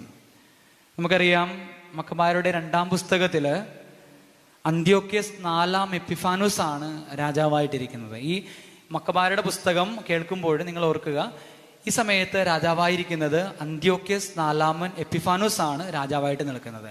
അപ്പോൾ ഈ രാജാവിൻ്റെ കാലത്താണ് ഈ മക്കബായരുടെ 2 പുസ്തകത്തിലുള്ള കാര്യങ്ങൾ സംഭവിച്ചു പോകുന്നത്.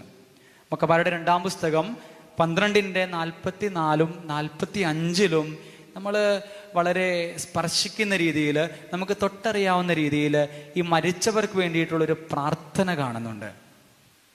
ജൂദാ മക്കബൈസ് എന്ന് പറയുന്ന പുരോഹിതൻ നടത്തുന്ന പ്രാർത്ഥനയാണ്. ഈ പുരോഹിതൻ ഒരു ജൂത പുരോഹിതനാണ്. ഈ പുരോഹിതൻ മരിച്ചവർക്ക് വേണ്ടി പ്രാർത്ഥനകളും ബലികളും നടത്തേണ്ടതിൻ്റെ ആവശ്യത്തെക്കുറിച്ച് പറയുന്നുണ്ട്. അപ്പോൾ മക്കബായരുടെ 2 പുസ്തകത്തിൽ എന്തുകൊണ്ട് ഈ ജൂത പുരോഹിതൻ പ്രാർത്ഥനകളെക്കുറിച്ച്, അല്ലെങ്കിൽ നിത്യജീവനെക്കുറിച്ച്, അല്ലെങ്കിൽ മരണത്തെക്കുറിച്ചൊക്കെ സംസാരിക്കുന്നുണ്ട്, മരിച്ചവർക്ക് വേണ്ടിയിട്ടുള്ള പ്രാർത്ഥനകളെക്കുറിച്ച് സംസാരിക്കുന്നുണ്ടെന്ന് പറയുമ്പോൾ അതിൻ്റെ പിന്നാമ്പുറം കൂടി നമ്മളൊന്ന് കണ്ടിരിക്കണം.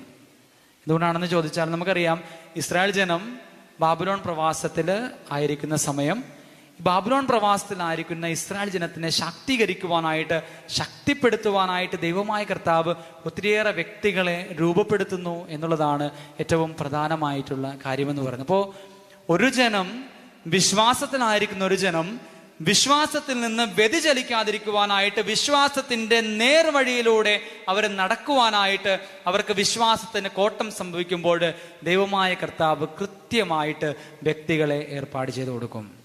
2 മക്കബിയിൽ നമ്മൾ കാണുന്ന ഈ ജൂദാ മക്കബീസ് എന്ന് പറയുന്ന പുരോഹിതൻ, ദൈവമായ കർത്താവ് കൃത്യമായിട്ട് തൻ്റെ ജനം വഴിതെറ്റിപ്പോകുന്നു എന്ന് കാണുമ്പോൾ, തൻ്റെ ജനം അടിമത്തത്തില് പ്രവാസത്തിലായിരിക്കുമ്പോൾ വിശ്വാസത്തിന്റെ ജീവിതത്തിൽ നിന്ന് അകന്നു പോകുന്നു എന്ന് മനസ്സിലാക്കുമ്പോൾ അവർക്ക് വിശ്വാസത്തിന്റെ പാഠങ്ങൾ ഒരിക്കൽ കൂടി പറഞ്ഞു കൊടുക്കുവാനായിട്ട് ദൈവമായ കർത്താവ് ഈ വന്യ പുരോഹിതനെ ദൈവമായ കർത്താവ് ഒരുക്കുകയാണ്. അപ്പൊ അതുകൊണ്ട് തന്നെ വിശ്വാസം നഷ്ടപ്പെട്ടു പോയി എന്ന് ആരെങ്കിലും ചിന്തിക്കുന്നുണ്ടെങ്കിൽ, ഈ തലമുറയിൽ വിശ്വാസം നഷ്ടപ്പെട്ടു പോയി എന്ന് ആരെങ്കിലും ചിന്തിക്കുന്നുണ്ടെങ്കിൽ തിരിച്ചറിയുക, ദൈവമായ കർത്താവ് കാലത്തിന് അനുയോജ്യമായിട്ടുള്ള വ്യക്തികളെ വിശ്വാസം നവീകരിക്കുവാനായിട്ട് കൊണ്ടുവരും. അതാണ് 2 മക്കബീസിൽ നമ്മൾ കാണുന്നത്. രണ്ടാമതായിട്ട് നമ്മൾ കാണുന്നത് 2 മക്കബി 7-ാം അധ്യായത്തില് ഒരു അമ്മയെയും 7 മക്കളെയും നമ്മൾ കാണുന്നുണ്ട്.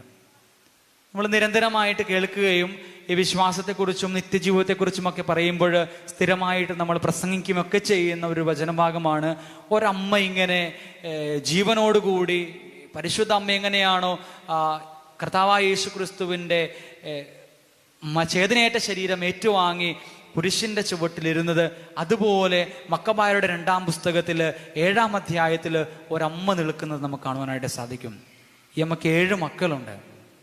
7 മക്കളിൽ 1, 2, 3, 4, 5, 6, 7 മക്കളെയും മരണത്തിന്, വിശ്വാസത്തിന് വേണ്ടി ഈ അമ്മ ധീരതയോടുകൂടി വിട്ടുകൊടുക്കുന്നത് നമ്മൾ കാണുമ്പോൾ, ഈ അമ്മ പരിശുദ്ധ സുവിശേഷത്തിലേക്ക് കടന്നു വരുമ്പോൾ പരിശുദ്ധ അമ്മ ഇപ്രകാരമാണോ കുരിശിന്റെ ചുവട്ടിൽ വ്യാകുല മാതാവായിട്ടിരിക്കുന്നത്, ആ അവസ്ഥയിൽ ഈ അമ്മയും നിന്നതായിട്ട് നമുക്ക് കാണുവാനായിട്ട് സാധിക്കും.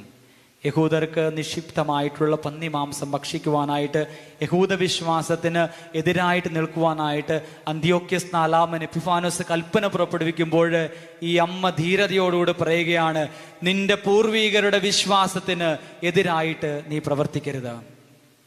നിന്റെ പൂർവീകര് നിനക്ക് പറഞ്ഞു തന്നിട്ടുള്ള ജൂതമതത്തിന്റെ നിയമങ്ങളെ ലംഘിച്ചുകൊണ്ട് നീ ജീവിക്കരുത്. അതിനേക്കാളും ഉപരിയായിട്ട് നിന്റെ ശരീരത്തെ ജീവനോടുകൂടി മരണത്തിന് വിട്ടുകൊടുക്കുന്നതാണ് അഭികാമ്യമെന്ന് ഈ അമ്മ പറയുകയാണ്. രാജാവ് ഓരോ മക്കളും മരിച്ചു വീഴുമ്പോൾ അമ്മയോട് ചോദിക്കും, 1-ാമൻ മരിച്ചു വീണു, ഇനി നിനക്ക് 6 മക്കളുണ്ട്, ഈ 6 മക്കളെ നിനക്ക് ജീവനോടുകൂടി വേണമെങ്കിൽ നീ ഈ മക്കളോട് പറയുക, രാജകൽപ്പനകൾ അനുസരിക്കുക, നിന്റെ ദൈവമായ കർത്താവിനെ നിഷേധിച്ചു പറയുക. 2-ാമത്തവനെ അമ്മ മുന്നോട്ട് വിടും, രാജസന്നിധിയിലേക്ക് മുന്നോട്ട് വിടും. രാജസന്നിധിയിൽ വരുമ്പോൾ ഹെബ്രായ ഭാഷയിൽ അമ്മ പറയും, നീ നിന്റെ പൂർവീകരുടെ ദൈവത്തെ ആരാധിക്കുക. ഈ കാണുന്ന ഈ രാജാവിന്റെ മുൻപിൽ നിന്റെ വിശ്വാസം നീ ത്യജിക്കുകയാണെങ്കിൽ, നിന്റെ വിശ്വാസത്തെ നീ എതിർത്ത് പറയുകയാണെങ്കിൽ നിനക്ക് പിന്നീടൊരു ജീവിതമില്ല. ദൈവമായ കർത്താവ് സ്വർഗത്തിലായിരിക്കും, നിത്യതയിലായിരിക്കുന്ന അനുഭവത്തിലേക്ക് നിനക്ക് കടന്നു വരുവാനായിട്ട് സാധിക്കുകയില്ല എന്ന് ഈ അമ്മ 2-ാമനോട് പറഞ്ഞു കൊടുക്കുകയാണ്. 3-ാമനെ കൊണ്ടുവരും, 2 പേര് മരിച്ചുപോയി, ഇനി നിനക്ക് എത്ര പേരുണ്ട്? 2 പേര് മരിച്ചു കഴിഞ്ഞാൽ നിനക്ക് 5 പേരുണ്ട്. ഈ 5 പേരെ രക്ഷിക്കുവാനായിട്ട് നിനക്ക് നിന്റെ മക്കളോട് പറയാം, വിശ്വാസത്തിന് എതിരായിട്ട് നിലകൊള്ളുവാനായിട്ട്. മക്കബായരുടെ 2-ാം പുസ്തകം 7-ന്റെ അവസാനത്തിൽ നമ്മൾ കാണുന്നുണ്ട്, 7 മക്കളും മരിച്ചു, അവസാനം അമ്മയും മരിച്ചു. 7 മക്കളും അമ്മയും മരിക്കുമ്പോൾ മരിക്കുവോളം അവര് ദൈവത്തെ ഈ ലോകത്തിന്റെ മുൻപിൽ പ്രകീർത്തിച്ചു. വീണ്ടും മക്കബായരുടെ 6-ാം പുസ്തകം 2-ാം അധ്യായം 2 മക്കബിയുടെ 6-ാം അധ്യായത്തിൽ നമ്മൾ കാണുന്നുണ്ട്, എലയാസർ എന്ന് പറയുന്ന വൃദ്ധനായിട്ടുള്ള ഒരു മനുഷ്യൻ തൻ്റെ ജീവിതം ഏതാണ്ട് അതിൻ്റെ സായാഹ്നത്തിലേക്ക് പ്രവേശിച്ചിരിക്കുകയാണ്.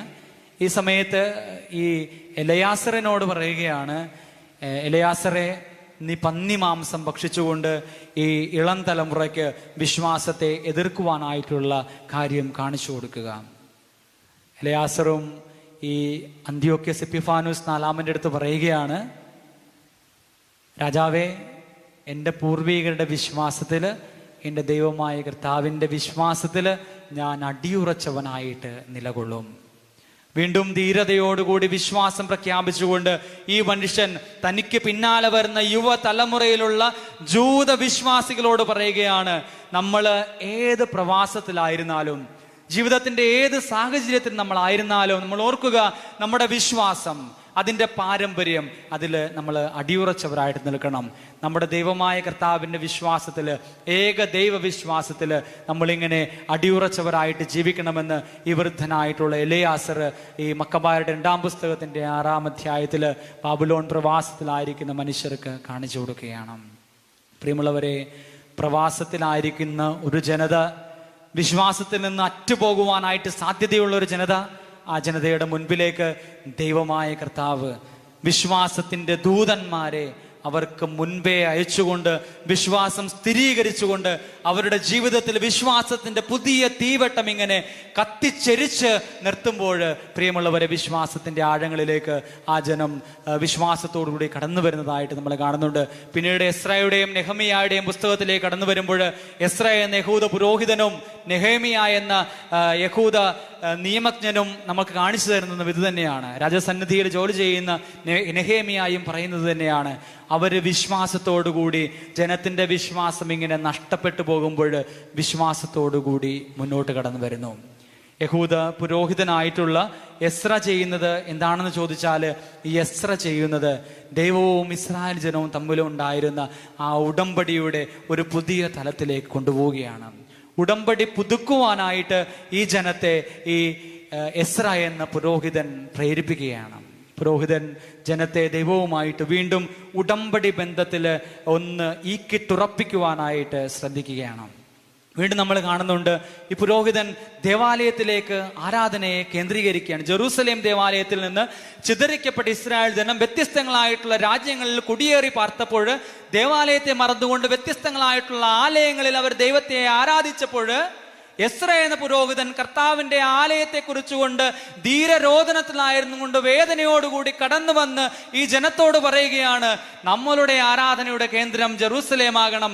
ജെറൂസലേം ദേവാലയത്തിൽ ദൈവമായ കർത്താവിനെ ആരാധിക്കുവാനായിട്ട് ഇസ്രായേൽ ജനമേ, നിങ്ങൾ ഒരുമിച്ച് കൂടണം. അങ്ങനെ ഇസ്രായേൽ ജനത്തെ ദൈവമായ കർത്താവിന്റെ ജെറൂസലേം ദേവാലയത്തിലേക്ക് ആരാധനയിൽ കേന്ദ്രീകരിക്കുവാനായിട്ട് എസ്ര എന്ന പുരോഹിതനെ ദൈവമായ കർത്താവ് രൂപപ്പെടുത്തുകയാണ്. വീണ്ടും നമ്മൾ കാണുന്നുണ്ട് പൗരോഹിത്യ ശുശ്രൂഷ. ലേവിയർ ഗോത്രത്തിൽ ആരംഭിക്കുന്ന പൗരോഹിത്യ ശുശ്രൂഷ ഈ ഒരു സമയത്ത് നിന്നു പോകുമ്പോൾ എസ്ര എന്ന പുരോഹിതനെ ദൈവമായ കർത്താവ് വീണ്ടെടുത്തുകൊണ്ട് വിശ്വാസത്തിന്റെ ആഴങ്ങളിലേക്ക് കടന്നു വന്നുകൊണ്ട് പൗരോഹിത്യ ശുശ്രൂഷയിൽ ദേവാലയത്തിൽ കേന്ദ്രീകൃതമായിട്ട് ദൈവവുമായിട്ടുള്ള ഉടമ്പടി ബന്ധത്തിൽ ജീവിച്ചുകൊണ്ട് വിശ്വസിക്കുവാനായിട്ട് ഈ ജനത്തോട് ദൈവമായ കർത്താവ് എസ്ര എന്ന പുരോഹിതനിലൂടെ പറഞ്ഞു കൊടുക്കുന്നു. വീണ്ടും ഒരാധ്യാത്മിക നവീകരണം നമ്മൾ കാണുകയാണ്. ഇസ്രായേൽ ജനത്തിന് പ്രവാസത്തിന് പോയപ്പോൾ സംഭവിച്ച മൂല്യച്യുതിയുടെ, വിശ്വാസരാഹിത്യത്തിന്റെ ഒക്കെ അടിസ്ഥാനത്തിൽ ദൈവമായ കർത്താവ് എസ്ര എന്ന പുരോഹിതനെ കൊണ്ട് ആത്മീയ നവീകരണം ഈ ജനത്തിന് നൽകുന്നതായിട്ട് നമ്മൾ എസ്രയുടെയും നെഹേമിയായുടെയും പുസ്തകത്തിൽ വായിച്ചു കേൾക്കുകയാണ്. വീണ്ടും നെഹേമിയ എന്ന ഈ ഭരണാധികാരി, നമുക്കറിയാം, ദൈവത്തിൻ്റെ തിരഞ്ഞെടുപ്പ്, ദൈവത്തിന് ഏത് രീതിയിലാണോ ആവശ്യമുള്ളത് അതിന് അനുസരിച്ചുള്ള, കാലത്തിനനുസരിച്ചുള്ള ദൈവവിളികൾ ദൈവമായ കർത്താവ് കൊണ്ടുവരും എന്നുള്ളതിൽ സംശയമില്ല. അത് പഴയ നിയമത്തിലും ദൈവമായ കർത്താവ് ചെയ്തിരുന്നതും കൃത്യമായിട്ടാണ്. എസ്രയെ കൊണ്ടുവരുമ്പോൾ ഇപ്പുറത്തെ സൈഡിൽ നെഹേമിയയെ കൂടെ കൊണ്ടുവരുന്നുണ്ട്. നെഹേമിയ ആരാണെന്ന് ചോദിച്ചാൽ, നെഹേമിയ ആദ്യം രാജാവിൻ്റെ പാനപാത്രവാഹകനായിരുന്നു. ഈ നെഹേമിയായുടെ ബുദ്ധിസാമർഥ്യം കണ്ട് അവനെ ഒരു ഗവർണറായിട്ട് ഉയർത്തുന്നുണ്ട്. അപ്പോൾ നെഹേമിയ രാജസന്നിധിയിൽ ഒരു ഭരണാധികാരിയായിട്ട് മാറുമ്പോൾ ദൈവമായ കർത്താവ് ഈ നെഹേമിയ എന്ന വ്യക്തിയെ ഇസ്രായേൽ ആത്മീയമായിട്ട് ജനത്തെ ഒരുക്കുവാനായിട്ട് എടുത്തുവെങ്കിൽ, നെഹേമിയായ ദൈവം എടുക്കുന്നത് സാമൂഹികരമായിട്ടുള്ള നീതിയിൽ ജനത്തെ വളർത്തുവാനായിട്ടാണ്. അതുകൊണ്ടാണ് നമ്മൾ കാണുന്നത് നെഹേമിയ എന്താണ് ചെയ്തതെന്ന് ചോദിച്ചാൽ, നെഹേമിയ ചെയ്തത് ഇസ്രായേലിന് ജെറുസലേമിനൊരു മതിൽ, ജെറുസലേം വാള് നിർമ്മിക്കുക എന്നുള്ള പരിപാടിയാണ് ചെയ്തത്. വീണ്ടും നമ്മൾ നോക്കുകയാണെങ്കിൽ സാമ്പത്തികമായിട്ട് ഉയർച്ച ഉണ്ടാകുവാനായിട്ട്, ഈ ജനത്തിനെ സാമ്പത്തികമായിട്ട് വളർത്തുവാനായിട്ട് ഈ നെഹേമിയ എന്ന് പറയുന്ന നേതാവ് അതിനു വേണ്ടിയിട്ടുള്ള ക്രമീകരണങ്ങൾ നടത്തുകയാണ്. മൂന്നാമതായിട്ട് നെഹേമിയ എന്താണ് ചെയ്തതെന്ന് ചോദിച്ചാൽ, നെഹേമിയ ചെയ്തത് അവരുടെ ദേശത്തില്, അവരുടെ രാജ്യത്തില് നേതാക്കന്മാർക്ക് രൂപം കൊടുക്കുക എന്നുള്ളതാണ്. പറഞ്ഞു വന്നതിൻ്റെ പൊരുൾ എന്താണെന്ന് ചോദിച്ചാൽ, പറഞ്ഞു വന്നത് ഇതാണ്: ദൈവമായ കർത്താവ് സഭയിലൂടെ നിത്യതയിലേക്ക് നിന്നെ വിളിക്കുന്നുണ്ടെങ്കിൽ, ഈ കാലഘട്ടത്തിൽ സഭയിലെ വിശ്വാസം തകർന്നു പോകുന്നുണ്ടെങ്കിൽ, ഈ കാലഘട്ടത്തിൽ വിശ്വാസം രൂപപ്പെടണമെന്ന് ദൈവം ആഗ്രഹിക്കുന്നുണ്ടെങ്കിൽ, ദൈവം കൃത്യമായിട്ട് കാലത്തിനൊത്ത് ദൈവവിളികൾ കൊടുത്ത് ഈ സഭയെ അനുഗ്രഹിക്കുകയും വിശ്വാസത്തെ നവീകരിക്കുകയും ചെയ്യും എന്നുള്ളതാണ്. പഴയ നിയമഗ്രന്ഥത്തില് ദൈവമായ കർത്താവ് ബാബിലോൺ പ്രവാസത്തിന്റെ അടിമത്തത്തിലേക്ക് പോയിക്കൊണ്ടിരുന്ന ജനത്തെ ഒരുമിച്ച് കൂട്ടുമ്പോൾ, പുതിയൊരു ജനമായിട്ട് ഇസ്രായേൽ ജനത്തിന് രൂപം കൊടുക്കുമ്പോൾ, അവന്റെ ആത്മീയമായിട്ടുള്ള അവന്റെ വീഴ്ചകളിൽ പരിഹാരമായിട്ട് എസ്ര എന്ന പുരോഹിതനെ കൊണ്ടുവന്നുവെങ്കിൽ, അവന്റെ ഭൗതികമായിട്ടുള്ള ഉയർച്ചയ്ക്ക് വേണ്ടി നെഹേമിയ എന്ന മറ്റൊരു ഭരണാധികാരിയെ കൂടി ദൈവമായ കർത്താവ് കരുതി വെക്കുന്നുണ്ട്. അതുകൊണ്ട് സഭയിലൂടെ നമ്മൾ യാത്ര ചെയ്യുമ്പോൾ, നിത്യതയെ ലക്ഷ്യം വെച്ചുകൊണ്ട് ഈ ലോകത്ത് നിന്ന് കടന്നു പോകുമ്പോൾ തിരിച്ചറിയുക, നിത്യതയെ ലക്ഷ്യം വെച്ച് സഭയിലൂടെ നീ യാത്ര ചെയ്യുന്നുണ്ട് എങ്കിൽ നിന്റെ വിശ്വാസത്തില്, സഭയുടെ വിശ്വാസത്തില് എവിടെയെങ്കിലുമൊക്കെ കോട്ടം സംഭവിച്ചിട്ടുണ്ടെങ്കിൽ, സഭയ്ക്ക് എവിടെയെങ്കിലുമൊക്കെ വീഴ്ച സംഭവിച്ചിട്ടുണ്ടെങ്കിൽ, ദൈവമായ കർത്താവ് ഈ പുതിയ ഇസ്രായേൽ ജനത്തിന് നവീകരണത്തിനായിട്ട് കാലത്തിനൊത്ത ദൈവവിളികളും കാലത്തിനൊത്ത പ്രവാചകന്മാരെയും കൊണ്ടുവരും. അതുകൊണ്ട് എൻ്റെ പ്രിയപ്പെട്ട ദൈവജനമേ, നമ്മൾ പ്രാർത്ഥിക്കുമ്പോൾ, നമ്മളുടെ പ്രാർത്ഥനയിൽ, നമ്മളുടെ വിശ്വാസ ജീവിതത്തിൽ തിരുസഭയും വൈദികരും സന്യസ്തരും അൽമായരും അടങ്ങുന്ന ഈ ഒരു സഭാ കൂട്ടായ്മ നമ്മുടെ പ്രാർത്ഥനയ്ക്ക് വിഷയമാകണം. നമ്മൾ മധ്യസ്ഥം പ്രാർത്ഥിക്കുമ്പോൾ, കുടുംബത്തിൽ നമ്മൾ കുടുംബ പ്രാർത്ഥന ചൊല്ലുമ്പോൾ, സഭയെ നമ്മുടെ കുടുംബമായിട്ട് കാണുവാനായിട്ടുള്ള ബോധ്യത്തിലേക്കും വിശ്വാസ തലത്തിലേക്കും നമ്മൾ കടന്നു വരുമ്പോഴാണ് നമ്മളുടെ വിശ്വാസം കൂടുതൽ വളരുന്ന വിശ്വാസമായിട്ട് മാറുന്നത്. വിശ്വാസം വളരണമെങ്കിൽ സഭ വളരണം. വിശ്വാസം ആഴപ്പെടണമെങ്കിൽ സഭ വളരണം. സഭയെന്ന് പറയുന്നത് അത് നമ്മളുടെ കൂട്ടായ്മയാണ്, നമ്മൾ ചേരുന്നതാണ്. സഭയിലെ പുരോഹിതരെന്ന് പറയുന്നത്, സഭയിലെ സന്യസ്തരെന്ന് പറയുന്നത് നമ്മളുടെ ഓരോരുത്തരുടെയും ഭവനങ്ങളിൽ നിന്ന് കടന്നു പോകുന്ന നിങ്ങളുടെ തന്നെ മക്കളും, നിങ്ങളുടെ തന്നെ സഹോദരീ സഹോദരന്മാരും, നിങ്ങളുടെ തന്നെ വ്യക്തി ബന്ധങ്ങളിലുള്ള സുഹൃത്തുക്കളും ഒക്കെയാണ് എന്നുള്ള വലിയ ബോധ്യത്തിലേക്കും വിശ്വാസത്തിലേക്കും കടന്നു വന്നുകൊണ്ട് നമ്മൾ സഭയ്ക്ക് വേണ്ടിയും വൈദികർക്ക് വേണ്ടിയും സന്യസ്തർക്ക് വേണ്ടിയും ഒക്കെ മധ്യസ്ഥം പ്രാർത്ഥിക്കുമ്പോൾ അത് വലിയ അഭിഷേകമായിട്ട്, അനുഗ്രഹമായിട്ട് സഭയിലേക്ക് കടന്നു വരും എന്നുള്ളതാണ്. പ്രിയമുള്ളവരെ, പ്രാർത്ഥന കൂടുതൽ വിശാലമാക്കുവാനായിട്ട് നമുക്ക് പരിശ്രമിക്കാം. പ്രാർത്ഥനയിൽ ഒത്തിരിയേറെ നിയോഗങ്ങളെ കടത്തിക്കൊണ്ടുവരുവാനായിട്ട് നമുക്ക് പരിശ്രമിക്കാം. നമ്മൾ പ്രാർത്ഥിക്കുന്ന ഓരോ പ്രാർത്ഥനകളും നിയോഗമില്ലാത്ത പ്രാർത്ഥനകളായിട്ട് കടന്നു പോകരുതേ. നമ്മൾ കൊന്ത ചൊല്ലിയാലും ബലിയർപ്പിച്ച് പ്രാർത്ഥിച്ചാലും അതുപോലെ തന്നെ കുരിശിൻ്റെ വഴി നടത്തിയാലും, നമ്മൾ ഏതൊക്കെ പ്രാർത്ഥനകളിലൂടെ നമ്മുടെ ജീവിതത്തിൽ നമ്മൾ കടത്തിവിട്ടാലും തിരിച്ചറിയുക, നിയോഗങ്ങളില്ലാത്ത, ദൈവസന്നിധിയിൽ നിയോഗങ്ങളില്ലാത്ത ഒരു പ്രാർത്ഥനയും നമ്മുടെ ജീവിതത്തിൽ ഉണ്ടാകരുത്. നിയോഗങ്ങൾ സമർപ്പിച്ച് തിരുസന്നിധിയിൽ പ്രാർത്ഥിക്കുവാനായിട്ട് നമ്മൾ തയ്യാറാകുമ്പോഴാണ് നമ്മളുടെ വിശ്വാസ ജീവിതം കൂടുതൽ മെച്ചപ്പെട്ട ജീവിതമായിട്ട് മാറുന്നത്. സഭയിലുള്ള നമ്മുടെ വളർച്ച കൂടുതൽ ത്വരിതപ്പെടുന്നത്. അതുകൊണ്ട് വിശ്വാസത്തോടുകൂടി പ്രാർത്ഥിക്കുവാനായിട്ട്, സഭയെ സമർപ്പിക്കുവാനായിട്ട് നമുക്ക് ഓരോരുത്തർക്കും സാധിക്കണം എന്നുള്ളതുകൂടി നമ്മുടെ വിശ്വാസ നവീകരണത്തിന് ഉപകാരപ്രദം ആകും എന്ന് പറയുകയാണ്. പ്രിയമുള്ളവരെ, ഞാൻ പറഞ്ഞു, ഒന്ന് ക്രോഡീകരിക്കുകയാണ്. ആ മുഖത്തിൽ നമ്മൾ പറഞ്ഞു, ഒരു വ്യക്തി ദൈവത്തെ അന്വേഷിച്ചുകൊണ്ട് ദൈവത്തിൻ്റെ ആലയത്തിലേക്ക് കടന്നു വരുന്നു. ദൈവത്തിൻ്റെ ആലയം എന്ന് പറയുന്നത് അത് സഭ തന്നെയാണ്. അപ്പോൾ സഭയിലേക്ക് ജ്ഞാനസ്നാനം വഴി കടന്നു വരുന്ന ഒരു വ്യക്തി ദൈവത്തെ അന്വേഷിച്ച് കടന്നു വരുമ്പോൾ, അവൻ സഭയിലേക്ക് കടന്നു വരുമ്പോൾ, ദേവാലയത്തിലേക്ക് കടന്നു വരുമ്പോൾ, അവൻ ദൈവാന്വേഷണവുമായിട്ടാണ് തൻ്റെ ഉന്മയുടെ അർത്ഥം, തൻ്റെ ബീയിങ്ങിൻ്റെ അർത്ഥം കണ്ടെത്തുവാനായിട്ട്, തൻ്റെ അന്വേഷണത്തിൻ്റെ അർത്ഥം കണ്ടെത്തുവാനായിട്ട്, ദൈവത്തെ കണ്ടെത്തുവാനായിട്ട് ഒരു വ്യക്തി ദേവാലയത്തിലേക്ക്, തിരുസഭയിലേക്ക് കടന്നു വരുന്നു. ദേവാലയത്തിലേക്കും തിരുസഭയിലേക്കും കടന്നു വരുന്ന ഒരു വ്യക്തി അവൻ്റെ വിശ്വാസം രൂപപ്പെടുത്തേണ്ടത് സഭയുടെ പഠനങ്ങളിലും ക്രിസ്തുവിൻ്റെ പ്രബോധനങ്ങളിലും അടിയുറച്ചുകൊണ്ടാണ്. അതുകൊണ്ടാണ് ലത്തീൻ ആരാധനാക്രമത്തിൽ ജ്ഞാനസ്നാനം സ്വീകരിക്കുവാനായിട്ട് മാതാപിതാക്കൾ കുഞ്ഞിനെയും കൊണ്ട് ദേവാലയത്തിൻ്റെ മുൻപിൽ വരുമ്പോൾ പുറത്തുനിന്ന് വൈദികൻ, ദേവാലയത്തിൻ്റെ പ്രധാന കവാടത്തിൽ നിന്നുകൊണ്ട് വൈദികൻ മാതാപിതാക്കളോട് ചോദിക്കും, നിങ്ങളുടെ കുഞ്ഞിന് എന്ത് പേരിടുവാനായിട്ട് ആഗ്രഹിക്കുന്നു? പേര് പറയും. രണ്ടാമത്തത്, നിങ്ങളുടെ കുഞ്ഞിന് എന്ത് നൽകുവാനായിട്ട് നിങ്ങൾ ആഗ്രഹിക്കുന്നു? അപ്പോൾ അവർ പറയും ജ്ഞാനസ്നാനം നൽകുവാനായിട്ട്. അതിനുശേഷം പുരോഹിതൻ ചോദിക്കുന്ന ഒരു ചോദ്യമുണ്ട്. ക്രിസ്തുവിൻ്റെ പഠനങ്ങൾക്കും സഭയുടെ പ്രബോധനങ്ങൾക്കും അടിസ്ഥാനത്തിൽ നിങ്ങളുടെ കുഞ്ഞിനെ വിശ്വാസത്തിൽ വളർത്തുവാനായിട്ട് നിങ്ങൾ തയ്യാറാണോ? അങ്ങനെ ചോദിക്കുമ്പോൾ ഓരോ മാതാവും പിതാവും ജ്ഞാനമാതാവും ദേവാലയത്തിൻ്റെ മുൻപിൽ നിന്നുകൊണ്ട് ദൈവജനത്തെയും തിരുസഭയെയും ദൈവത്തെയും സാക്ഷി നിർത്തി പറയും, ഞാൻ സന്നദ്ധനാണെന്ന്. അതുകൊണ്ട് തന്നെ നമ്മുടെ മക്കളുടെ വിശ്വാസ ജീവിതത്തെ, സഭയിലുള്ള ആഴമായിട്ടുള്ള വിശ്വാസത്തിൻ്റെ ബോധ്യങ്ങളെ അതിൽ അടിയുറച്ച് ജീവിക്കുവാനായിട്ട്, വിശ്വാസത്തിൻ്റെ പ്രബോധനങ്ങൾ ഉൾക്കൊണ്ടുകൊണ്ട് ജീവിക്കുവാനായിട്ട് നമുക്ക് ഓരോരുത്തർക്കും കടമയുണ്ട് എന്ന് കൂടി നമ്മൾ ചിന്തിച്ചുകൊണ്ട് നമ്മൾ കടന്നു വരുമ്പോഴാണ് സഭയുടെ ഏകദൈവ വിശ്വാസത്തിലും സഭയുടെ വിശ്വാസ പ്രമാണമെന്ന പ്രാർത്ഥനയിലും സഭയുടെ നിത്യതയെക്കുറിച്ചുള്ള ബോധ്യങ്ങളിലേക്കും പഠനങ്ങളിലേക്കും നമ്മളെ കൊണ്ടുപോകുവാനായിട്ട് നമുക്ക് സാധിക്കുന്നത്. എനിക്ക് തോന്നുന്നു പുതിയ നിയമത്തിലെ 47 പ്രാവശ്യം നിത്യതയെക്കുറിച്ച് അല്ലെങ്കിൽ നിത്യജീവനെക്കുറിച്ച് ഈശോ സംസാരിക്കുന്നുണ്ട്. അതുപോലെ തന്നെ ലത്തീൻ ദിവ്യബലിയിൽ 7 പ്രാവശ്യമാണ് നിത്യതയെക്കുറിച്ച് പറഞ്ഞ് പ്രാർത്ഥിക്കുന്നത്. അപ്പോൾ നമ്മുടെ വിശ്വാസത്തിൻ്റെ അടിസ്ഥാനം എന്ന് പറയുന്നത് അത് ത്രിയേക ദൈവത്തിലുള്ള വിശ്വാസമാണ് എന്നുള്ളതോടൊപ്പം തന്നെ എൻ്റെ വിശ്വാസ ജീവിതം ആരംഭിക്കുന്നതും എൻ്റെ വിശ്വാസ ജീവിതം അവസാനിക്കുന്നതും അത് ദൈവത്തിലാണ് എന്നുള്ള വലിയ ബോധ്യത്തിലേക്ക് നമുക്ക് ഓരോരുത്തർക്കും കടന്നു വരുവാനായിട്ട് സാധിക്കണം എന്നുള്ളതാണ്. കൺക്ലൂഡ് ചെയ്യുമ്പോൾ, അവസാനിപ്പിക്കുമ്പോൾ പറയുവാനായിട്ട് ആഗ്രഹിക്കുന്നത്, എങ്ങനെയാണ് സഭയിൽ നമുക്ക് ഈ വിശ്വാസം ജീവിക്കുവാനായിട്ട് സാധിക്കുന്നത്? ഒന്നാമത്തേത്, ഇതിൻ്റെ പരമപ്രധാനമായിട്ടുള്ള ഇടമെന്ന് പറയുന്നത് അത് കൂദാശകൾ തന്നെയാണ്. എൻ്റെ ഏകദൈവത്തിലുള്ള വിശ്വാസം, എൻ്റെ നിത്യതയിലുള്ള വിശ്വാസം എനിക്ക് സഭയിൽ ജീവിക്കുവാനായിട്ട് സാധിക്കുന്നത് അത് പരമപ്രധാനമായിട്ട് അത് കൂദാശകളിലൂടെയാണ്.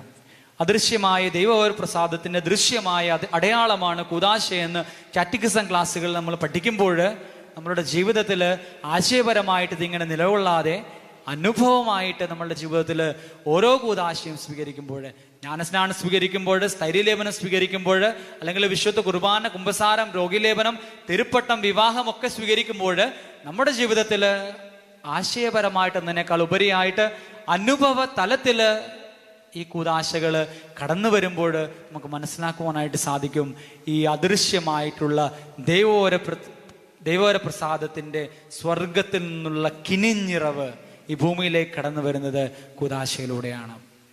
നമ്മൾ പറയുന്നത് പോലെ മഴ പോലെ ദൈവോര പ്രസാദം കൂദാശകളിലൂടെ നമ്മുടെ ജീവിതത്തിലേക്ക് കടന്നു വരും.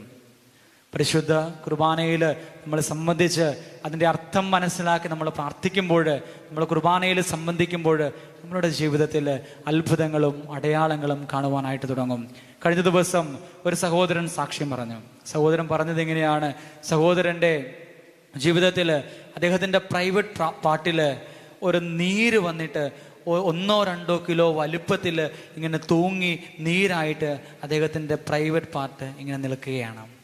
ഈ സഹോദരൻ പറഞ്ഞത് ഇങ്ങനെയാണ്, ഞാൻ വിശ്വാസത്തോടുകൂടി, ഡോക്ടർമാർ പറഞ്ഞു ഇനി ഇത് പോകാനായിട്ട് ഒരു സാധ്യതയുമില്ല, ഇത് ജീവിതത്തിൻ്റെ അവസാന നാൾ വരെ ഇതിങ്ങനെ കൊണ്ടു നടക്കണമെന്ന് പറഞ്ഞു. നമ്മുടെ ഏതെങ്കിലും ഒരു ശരീരഭാഗത്ത് ഒരല്പം നീര് വെച്ചാൽ പിന്നെ അതിൻ്റെ അവസ്ഥ എന്താണെന്ന് നമുക്കറിയാം. ഇപ്പോൾ മനുഷ്യരുടെ മുൻപിലേക്ക് കടന്നു വരുവാനായിട്ട് സാധിക്കാത്ത രീതിയിൽ അദ്ദേഹത്തിൻ്റെ ശരീരത്തിൻ്റെ രഹസ്യ ഭാഗം ഇങ്ങനെ നീര് വെച്ച് മുഴച്ചു നിൽക്കുമ്പോൾ ഈ മനുഷ്യൻ പറയുകയാണ്, ഞാൻ ദിവ്യകാരുണ്യ സന്നിധിയിൽ പരിശുദ്ധ കുർബാന നടക്കുന്ന സമയത്ത് വിശ്വാസത്തോടുകൂടി പ്രാർത്ഥിച്ചു, ഈ ഉയർത്തുന്ന അപ്പം അത് ദൈവത്തിൻ്റെ തിരുശരീരമാണെങ്കിൽ, ഈ ഉയർത്തുന്ന വീഞ്ഞ് കർത്താവിൻ്റെ തിരുരക്തമാണെങ്കിൽ, ഈ തിരുശരീരത്തിൻ്റെയും തിരുരക്തത്തിൻ്റെയും അഭിഷേകത്തിൽ എൻ്റെ ശരീരത്തിൽ സൗഖ്യം സംഭവിക്കട്ടെ. പിന്നീട് ഈ സഹോദരൻ പറയുന്നത്, ഓരോ ദിവസം ചെല്ലുമ്പോഴും ഈ നീരിങ്ങനെ കുറഞ്ഞ് പരിശുദ്ധ കുർബാനയിൽ പ്രാർത്ഥിക്കുന്നതും പരിശുദ്ധ കുർബാനയുടെ അഭിഷേകത്തിലായിരിക്കുന്നതിൻ്റെ അവസ്ഥയിൽ നീര് കുറഞ്ഞ് എൻ്റെ ശരീരത്തിൽ ഏതവസ്ഥയിലായിരുന്നോ ഞാൻ മുമ്പ് ആ അവസ്ഥയിലേക്ക് എനിക്ക് കടന്നു വരുവാനായിട്ട് സാധിച്ചു എന്നുള്ളതാണ്. ഈ സഹോദരൻ വരുന്നത് ലണ്ടനിൽ നിന്നാണ്. ഒരു വലിയ കമ്പനിയിൽ ജോലി ചെയ്യുന്ന ഒരു വ്യക്തിയാണ്. ഈ സഹോദരൻ പറയുകയാണ്, വിശ്വാസ പ്രമാണം എന്നുള്ള പ്രാർത്ഥന ഞാൻ ചൊല്ലുമ്പോൾ എനിക്ക് മനസ്സിലായത് ഇങ്ങനെയാണ്: ഞാൻ വിശ്വസിക്കുന്നു ഏകദൈവത്തിൽ ഞാൻ വിശ്വസിക്കുന്നു, ആകാശത്തിൻ്റെയും ഭൂമിയുടെയും സൃഷ്ടാവും സർവശക്തനുമായ പിതാവിൽ ഞാൻ വിശ്വസിക്കുന്നു. ഓരോ പ്രാവശ്യവും നമ്മളിങ്ങനെ എത്ര ലാഘവത്തോടു കൂടിയാണ് വിശ്വാസ പ്രമാണം ചൊല്ലിവിടുന്നത്. ഈ സഹോദരൻ പറയുകയാണ്, വിശ്വാസ പ്രമാണം എന്ന പ്രാർത്ഥന ചൊല്ലുമ്പോൾ വിശ്വാസത്തിന്റെ തീവ്രതയിൽ നിന്നുകൊണ്ട്, വിശ്വാസത്തിന്റെ ബോധ്യങ്ങളിൽ നിന്നുകൊണ്ട്, സഭയുടെ ആഴമായ പഠനങ്ങളെ മനസ്സിലാക്കിക്കൊണ്ട് ഞാൻ ഈ പ്രാർത്ഥന ചൊല്ലുമ്പോൾ വിശ്വസിക്കുന്നുവെന്ന് ഓരോ പ്രാവശ്യം പറയുമ്പോൾ എൻ്റെ വ്യക്തിപരമായിട്ടുള്ള ജീവിതത്തിൽ വിശ്വാസത്തിന്റെ ദളങ്ങൾ ഇങ്ങനെ വിടർന്ന് വിടർന്ന് വിടർന്ന് ഞാൻ സ്വർഗീയ അനുഭവത്തിലേക്ക് കടന്നു പോകുന്ന അവസ്ഥയിലേക്ക് എനിക്ക് കടന്നു വരുവാനായിട്ട് സാധിക്കുന്നു.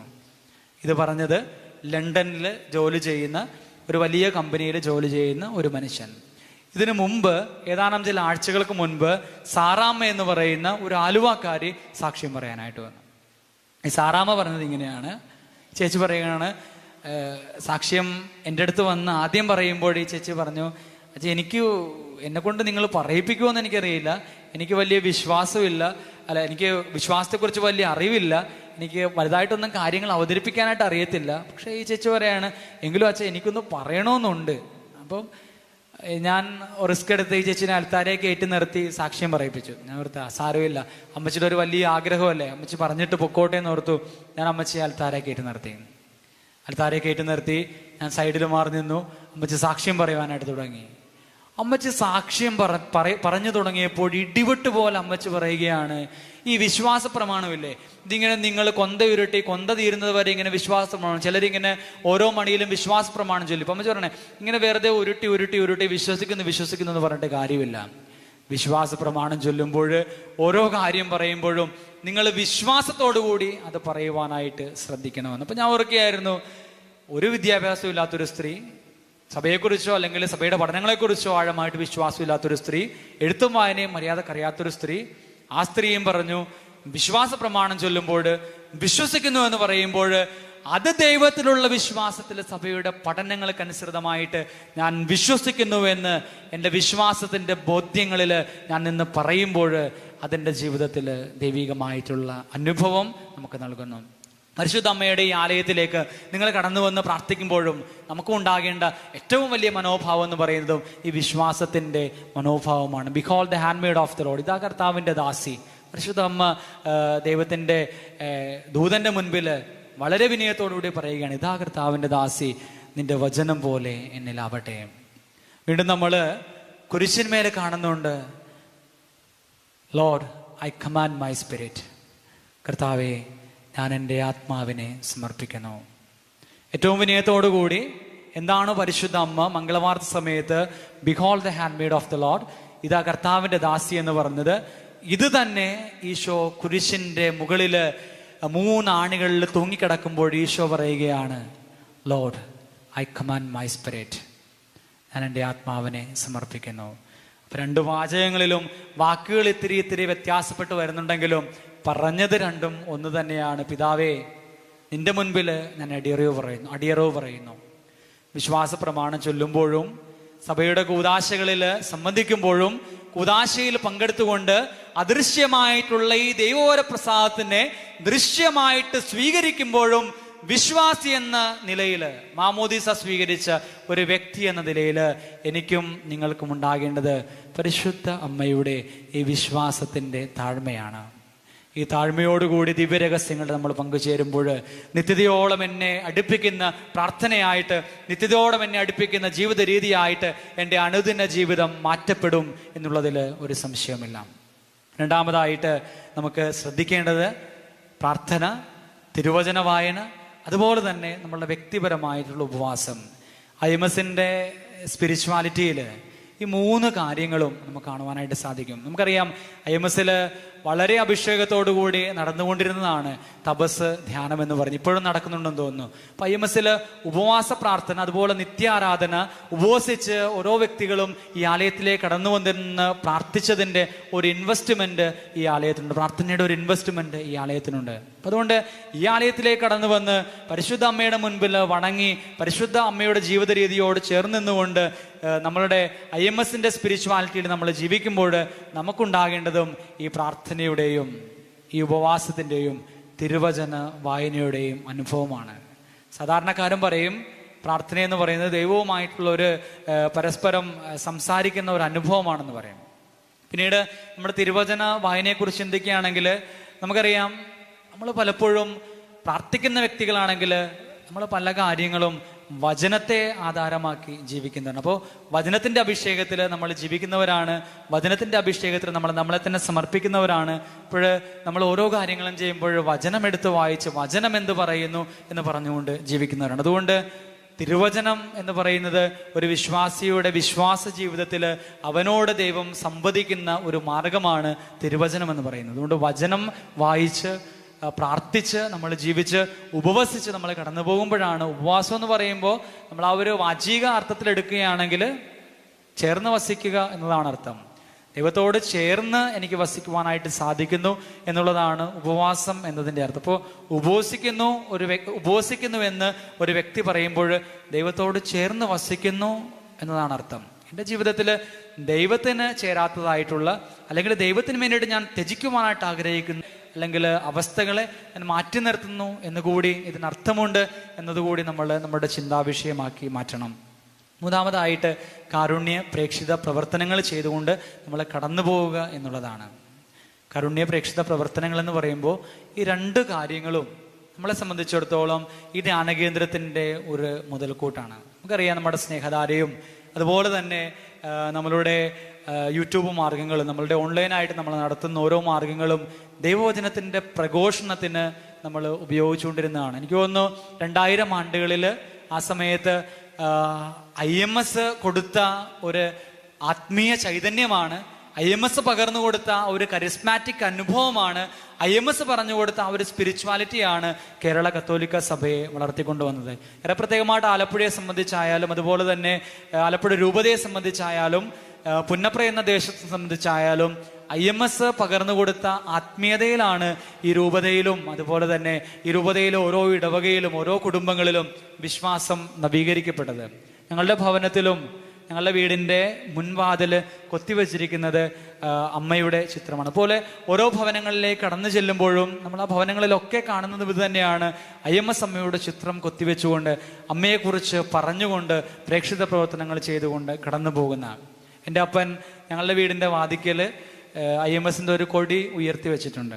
അത് അപ്പൻ്റെ ആ ഒരു IMSുമായിട്ടുള്ള ആ ഒരു ആത്മീയ ബന്ധത്തിൻ്റെ ആ ഒരു ഓർമ്മപ്പെടുത്തലാണ്. ഇവിടെ വന്ന് കടന്നു പോകുന്നവർ കാണണം, ഞാൻ IMSൽ പോകുന്ന വ്യക്തിയാണ്, പരിശുദ്ധ അമ്മയോട് ബന്ധമുള്ള വ്യക്തിയാണ് എന്ന് ബോധ്യത്തിലേക്ക് കടന്നു വരണമെന്നുള്ള ആ ഒരു ആത്മീയതയിൽ എൻ്റെ അപ്പൻ എൻ്റെ വീടിൻ്റെ ഉമ്മറപ്പടിയിൽ അല്ലെ എൻ്റെ വീടിൻ്റെ മുൻഭാഗത്ത് അപ്പൻ അമ്മയുടെ ഒരു കൊടി വെച്ചിട്ടുണ്ട്.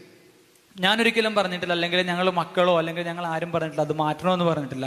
കാരണം എൻ്റെ അപ്പൻ പകർന്നു തന്ന വിശ്വാസ ജീവിതം അല്ലെങ്കിൽ അപ്പൻ കാണിച്ചു തന്ന മാതൃക, ആ വിശ്വാസത്തിൻ്റെ മാതൃകയിലൂടെയാണ് ഞാൻ കടന്നു പോകുന്നത്. അപ്പം അതുകൊണ്ട് തന്നെ പ്രേക്ഷിത പ്രവർത്തനങ്ങൾ നമ്മൾ ദൈവത്തെ അറിഞ്ഞവരെ ആഴപ്പെടുത്തുക, അറിയാത്തവരെ അറിയിക്കുക എന്നുള്ള മനോഭാവത്തിൽ നമ്മുടെ വിശ്വാസ ജീവിതത്തിൽ നമ്മുടെ വ്യക്തിപരമായിട്ടുള്ള ജീവിതത്തിൽ നമ്മൾ ചെയ്തുകൊണ്ട് കടന്നു പോകുമ്പോൾ നമ്മുടെ ജീവിതത്തിൽ അത് അനുഗ്രഹമായിട്ട് അഭിഷേകമായിട്ട് കൃപയായിട്ട് മാറ്റപ്പെടുന്നതായിട്ട് നമുക്ക് മനസ്സിലാക്കുവാനായിട്ട് സാധിക്കും. അതുപോലെ തന്നെയാണ് കാരുണ്യ പ്രേക്ഷിത പ്രവർത്തനങ്ങളും. ഈ ആലയം ഒത്തിരിയേറെ ഭവനങ്ങൾ നിർമ്മിച്ചു കൊടുത്തിട്ടുണ്ട്. അതുപോലെ തന്നെ ഓരോരോ വ്യത്യസ്തങ്ങളായിട്ടുള്ള സാഹചര്യങ്ങളിൽ ഈ ആലയത്തിൽ നിന്ന് ശക്തമായിട്ടുള്ള ഇടപെടൽ ഉണ്ടായിട്ടുണ്ട്.